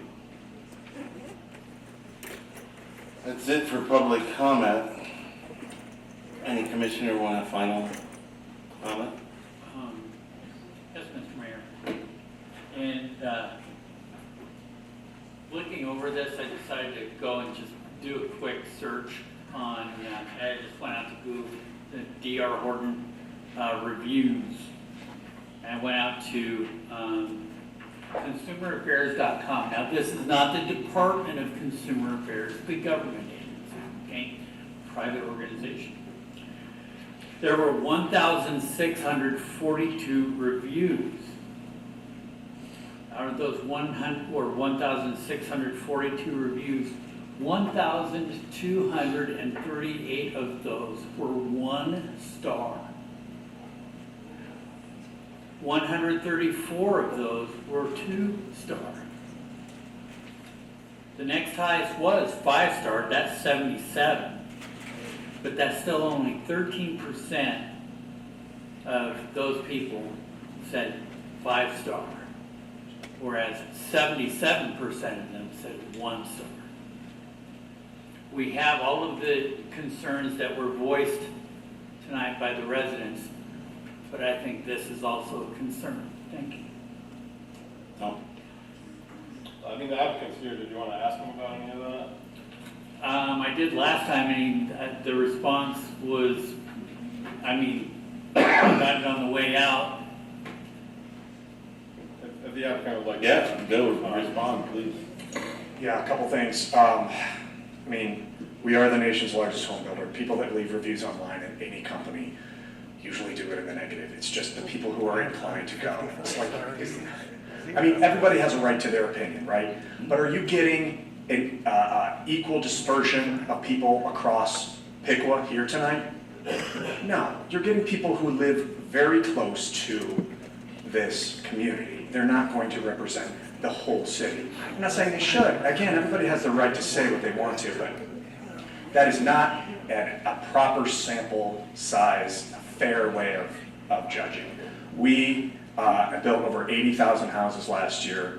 We have so many, I even went back and looked, we were even ranked better than I said earlier. We were the #1 division in the country last year of D.R. Horton for customer satisfaction. So I was selling us short earlier.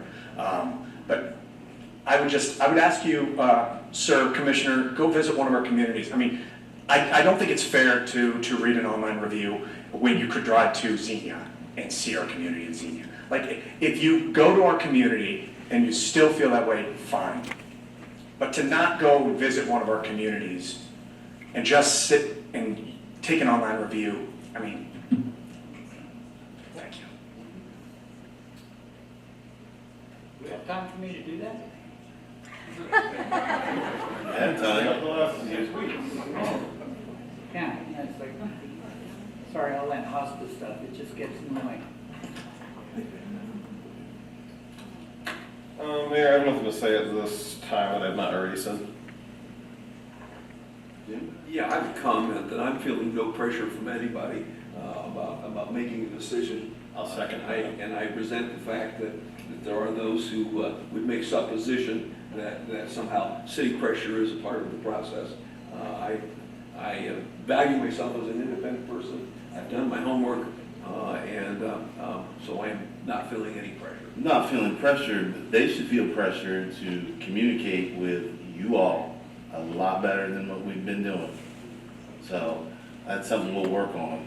But anything else? Right. My thing is, and it was said in the last two people that came up, that we've got to weigh this. If I lived up there, I would have the exact same concerns and would want to have more conversation, and I do want to have more conversation about this. I want to be involved. I want you to be involved and you to have a say. But we weigh your living up there against all other 20,000+ people that live in this city. We have to. All right? We don't just represent Deerfield Eagles Nest, we represent the entire city. So in looking at that, we have to look at what's best for the city. Is the city going to stagnate? Because in the 70s we stagnated because we had opportunities to get places like Honda and other places to move into the town. We turned down some opportunities. All right. Now we're in a position to grow as far as industry, and with industry comes housing. All right. Is it the right housing? No. And that's the question that's got to be asked. So, but if you weigh the interests of all versus that of the few, we got to look after everybody's interests. And we can answer your questions. We can give you, as said, they compromised on the things that you said that you wanted. They did. I was shocked. I was very shocked. They did change some things, and they have to change more. Because if this passes through, they have to come back before the Planning Commission and they have to come back before us. And in the process of that, they have to talk to you guys. So you have a say. You've got voice. You've got a hand in this. But with that said, we did not have a lot of time. Is there a timetable on this? I'm sorry, what is A timetable on this vote. So make a vote now. Yeah, by our code, the applicant is given 60 days from the date of application. So in terms of 60-day window, yes, we are running out on this application's timeline. And what happens if it goes past that 60 days? Again, I mean, just based on our code, all of our standards exist as they exist. If we were to not meet our procedure just as we would for anything else, there are legal obligations that are put upon the city. I'm not our lawyer, so I certainly don't want to speak for Mr. Patrizio, who's not here this evening. Okay, so let me ask this. What is the due date? When do we have time for another meeting? I believe the application was put in, I don't remember the exact date of that. We had put that in somewhere, but I do believe the 60 days is either up on the 21st or the 20th. What is today? Today's the 21st. I believe today may be the 60 days. Can we verify that? I can give you the exact date, but unfortunately, How do you not have the exact date? Again, I'm sorry. there's no obligation to the commission to do anything beyond, if you don't want to meet the code, that is not an obligation of the commission. There are ramifications that I'm sure Mr. Patrizio could speak to, if you were here.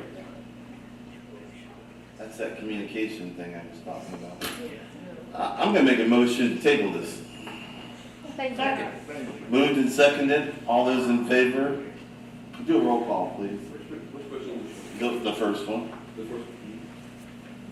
Mayor Lee, Aye. Commissioner Vetter, No? Commissioner Simmons, Aye. Commissioner Homan, No. Commissioner DeBross.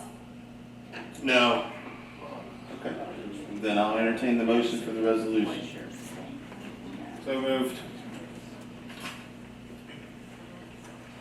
I need a second. Second. All right, on the resolution, number R-128-24, need a roll call. It was moved and seconded. Mayor Lee,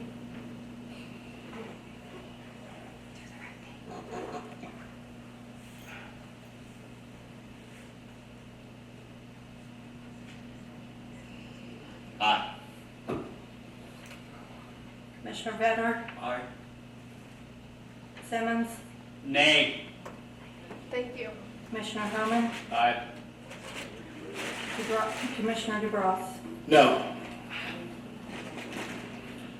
This one passes.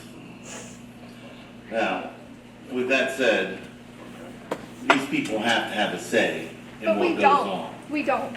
You did. You still do. We're screwed. We're screwed. I didn't even know about it. Nobody's sneaking it through. Lisa didn't sneak it through to me. I didn't know. Come on, guys, let's go. Sorry, you sat through that. You guys Yeah. did a really good job. Point of order. Come on, let's go.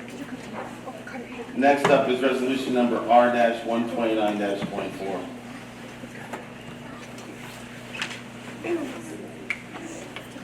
You guys did awesome. A resolution authorizing an amendment to the zoning map to change the zoning designation of parcels N44-076518 and N44-077518 from RE10 residential estate to RE6 residential estate and SRM suburban residential multi-unit. Any comment from commission?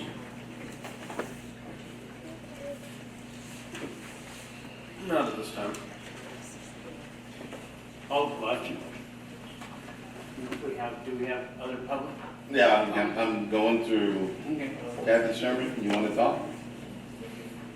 Diane Galat, would you like to speak? Mary Ellen's not here. Roberta Webb, would you like to speak? Matt Koppelman, would you like to speak?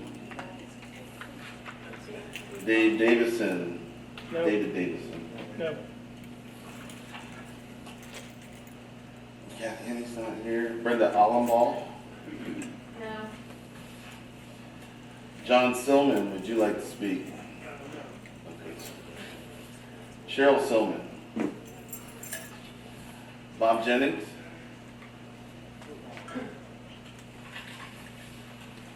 Thank you, Mayor. I do live at 2009 Wilshire Drive. I've been a resident of Deerfield for 26 years, so one of the originals. And I agree with what was stated. I didn't come up to speak against the thing. I agree that this city needs development back. My concern is what I stated, that the city is now, and I'm sorry for these guys for tangenting off again, is neglecting a major problem in this town that was addressed and it was thrown away after it was addressed by the commission even, because that resolution was approved, as I mentioned, to design that swale that is desperately needed. Those homeowners have lived there for a long time and have had this, as Mr. DeBross stated, in his backyard. It's a major problem. And I'm not going to disagree that the water is being into the detention ponds and moving that way, but ultimately it still goes to the same place. And as I said, north of Park Avenue does not go to Franz Pond, it goes to Echo Lake. Everything south of Park Avenue goes down that one ditch. Everything north of that, from High Street, Park Avenue North, it all goes to that same spot, and it's a major problem. So we need to bring that back up, you think? And Yeah, it was looked at for years, and it was neglected, it was brought up, and then It disappeared again when the stormwater quality coordinator position was eliminated by the city. It went by the wayside again. Mayor, I would like to request from the city manager a report as to the status of that within the next, say, 30 days. There's, part of this, of why this got set aside is because of the larger ODNR issue and what ultimately happens with Franz Pond, Echo Lake, Swift Run. So while yes, this needs to be addressed and it needs to be addressed sooner rather than later, there's also the much larger question of how do we address Echo? That's correct. And it was talked about for years of why don't you just dredge Franz Pond? Well, it doesn't do you any good if you don't solve the problem. Right. If you're not going to slow the water coming down, Yeah, there's if no you're not going point to in slow it down. dredging. And it was part of it, but it was also a little bit separate as well. So, all right, thank you. Thank you. Well, Stephanie Davy.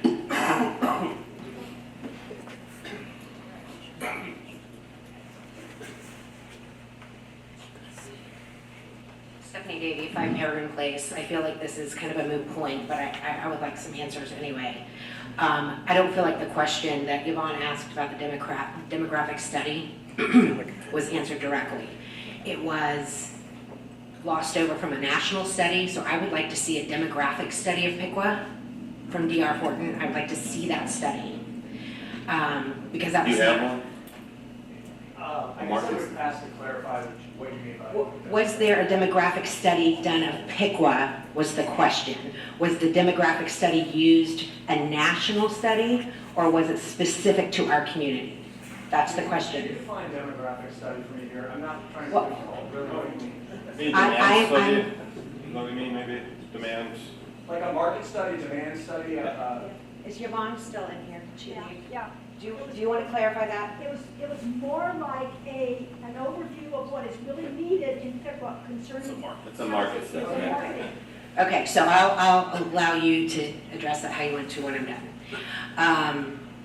Also, the question I felt like was not directly answered was the question that someone brought up about incentive. Technically, the answer no would be a correct answer, except that incentives don't usually come into play until there's been a purchase made. So maybe the better question is there an incentive after purchase? Okay, so that can be addressed when my time is up as well.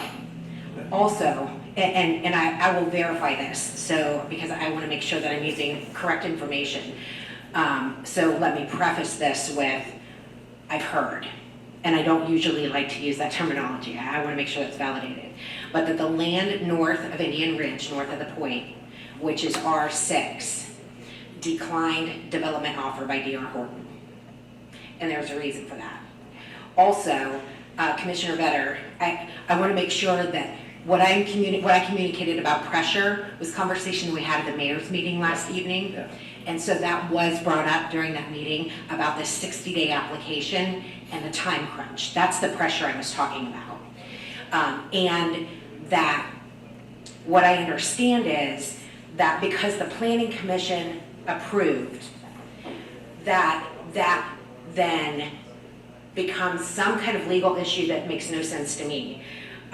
Because they said yes, and then it gets passed here to commission, that there's a potential legality issue if that doesn't get passed because the Planning Commission said yes. The only thing the Planning Commission does is say, is this legal or is it not legal? And then get sent here.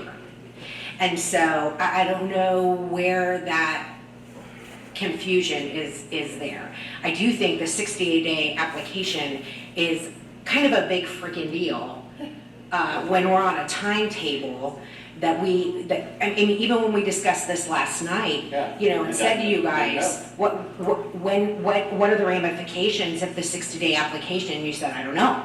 Like, to me, that's a big question. And to sit here tonight and not even have a knowing of when that application ended, I think would be appalling for you. And then finally, one of the things that a number of us have discussed is the potential conflict of interest with choice one, representing both the city and the developer builder. And so even as Mr. Smith has been up here and he's referred to my engineer, but my understanding is that the city is also using Choice One, correct? So to me, that feels a little bit like, who's a third-party verifier for the information that, I mean, it's all within one company. So those are my questions, concerns, and that's my time.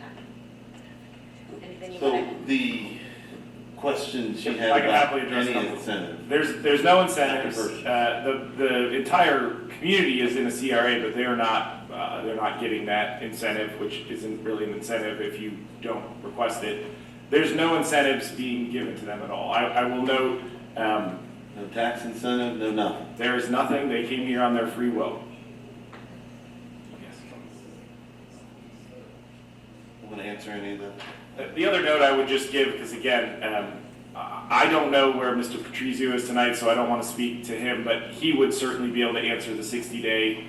That is not an obligation that staff is putting on anyone. I just want to be clear on that. We're not obligating anyone to meet 60 days. That would be a law director decision that certainly would not be my staff level by any level. Just want to be clear.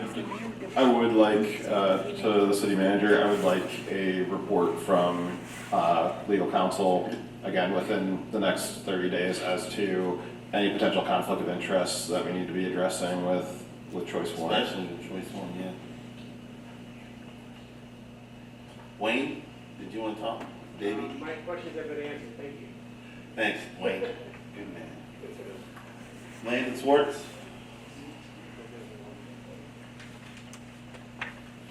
Good seeing you, Stephanie. Hopefully I see you in better reason next time.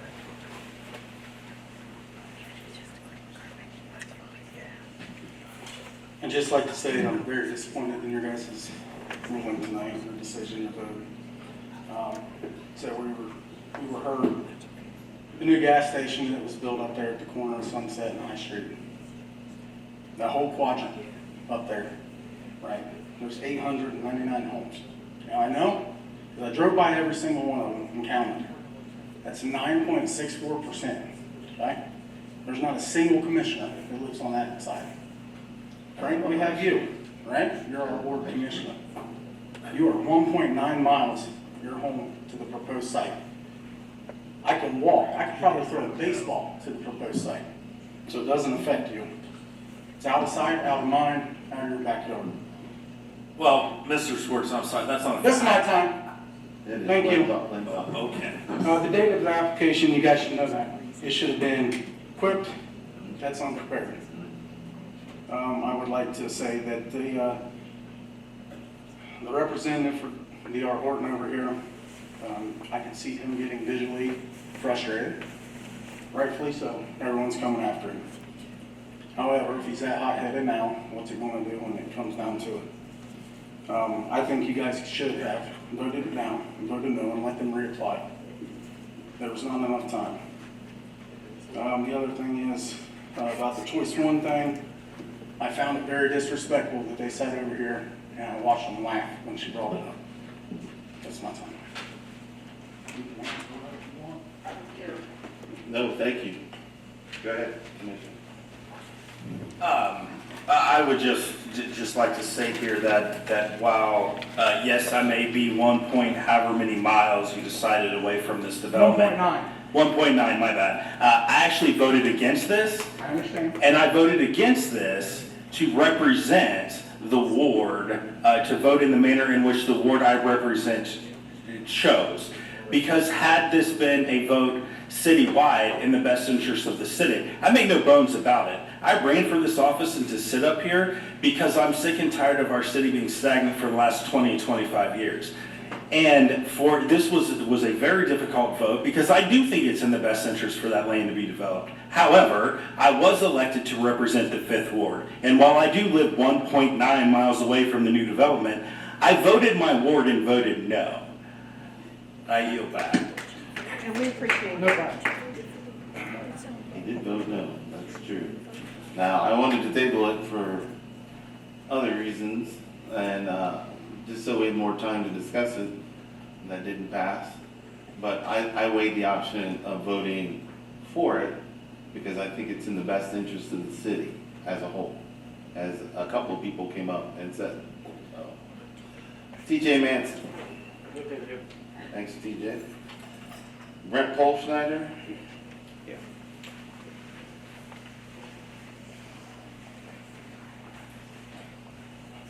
Thank you, Commissioners. Just one piece to add. It was asked by Mr. Wessel, I believe, to enter a petition. I'll do that after this. The actual number on that was 294. Yep. So there was I'm a going to misstatement. give So my packet to the clerk. So Thank that you. we can enter. Yeah, Thank you. Yvonne? Pass. Kim? Mark Johnson? Maggie Mundick? She left. Gone. Tim Altsey?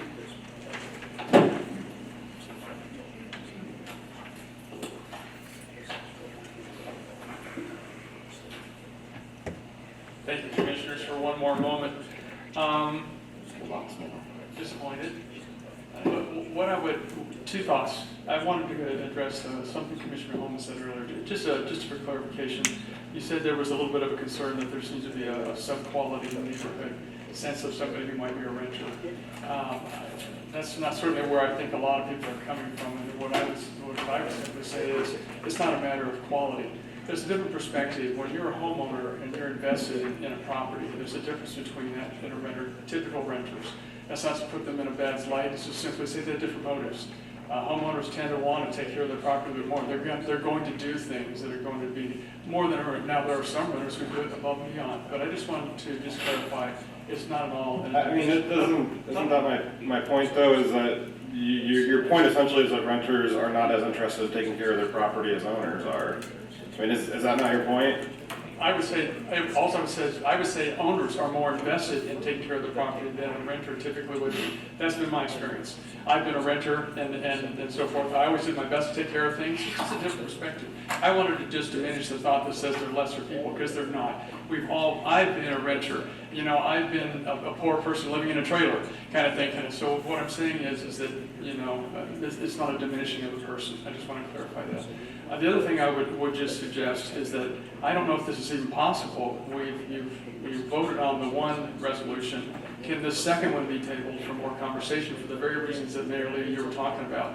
I would submit that I think that's a reasonable thing to consider and get more opportunity for folks. The very thing we talked about, provisions and ideas to come into this, let's give that second one a chance. Okay, we one domino's down. Let's give a chance to step back and take a breather and table the second one so that we can have more conversation about the very things. Even the plan that Brent brought earlier that shows some more buffer zones, that shows some additional things. There's been comments about the various, I think are very important to bring into this. I would really recommend, please, consideration on tabling this second resolution. So thank you for your time. Thank you.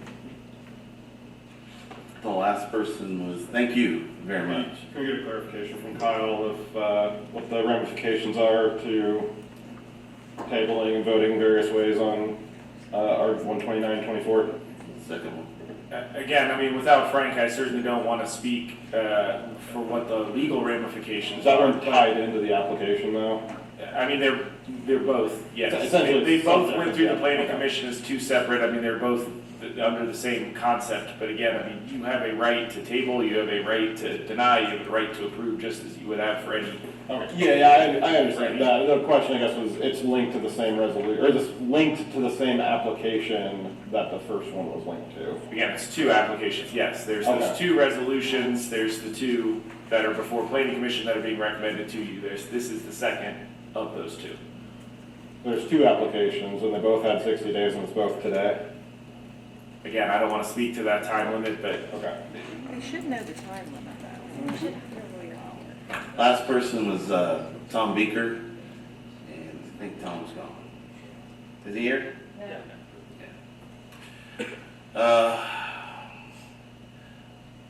I would like to make a motion to table this resolution. I'll second that. Moved and seconded. All those in favor, say aye. Aye. Opposed? Aye. Can we do a roll call? Yep. Mayor Lee, Aye. Vetter, Commissioner Vetter, No. Commissioner Simmons, Aye. Commissioner Homan, No. Commissioner DeBras. No. I need a motion to approve resolution number R-129-24. So moved. Need a second?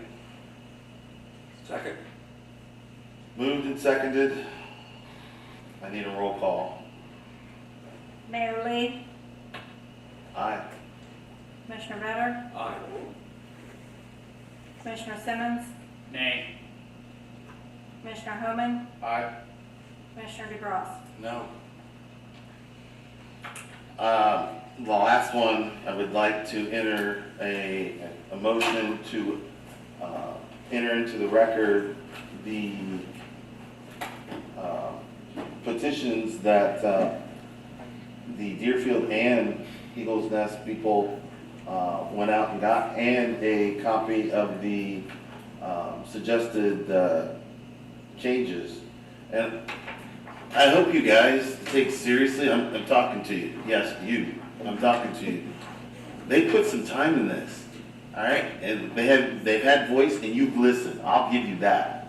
But some of these changes are common sense things. If you can consider them and get back with them and hold a public meeting or something so that they can come and discuss with you, and you tell them what you think would work and what wouldn't work, I would appreciate that. But I make a motion to enter this into the record. Second.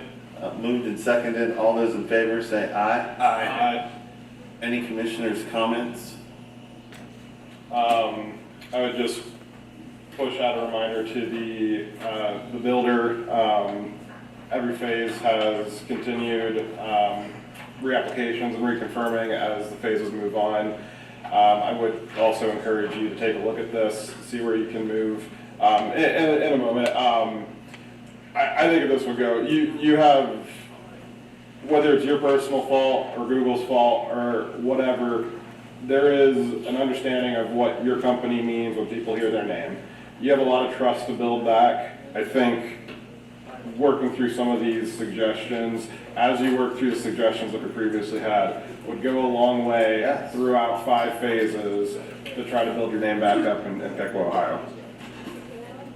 Do you have something you want to Yeah, I just wanted, for the record, we requested to meet with the residents last week. They chose not to meet, so we are always open to meet with them. Nobody, What? nobody asked us. I didn't know about that. You did? Okay, I didn't know that. We have it in writing. Okay, and you sent it out to, HOA, we got the president right here. Did you get a request? did they? Did you get a request? Did they reach out? I don't recall that, okay, and we'll have to straighten that out. Well, let's continue to the extent possible. Please. Dialogue. I know, it sounds like, wow, I didn't know that. All right, but listen, we just want you to listen to them. I know. Any other comments from commissioners? Need a motion to adjourn. Second. All the, moved and seconded, all those in favor say aye. Aye. Adjourned.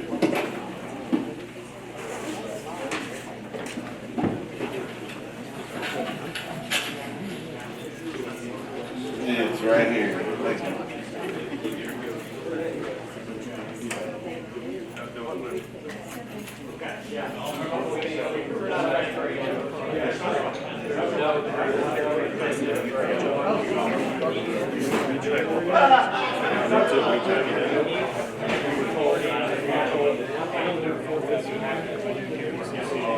you.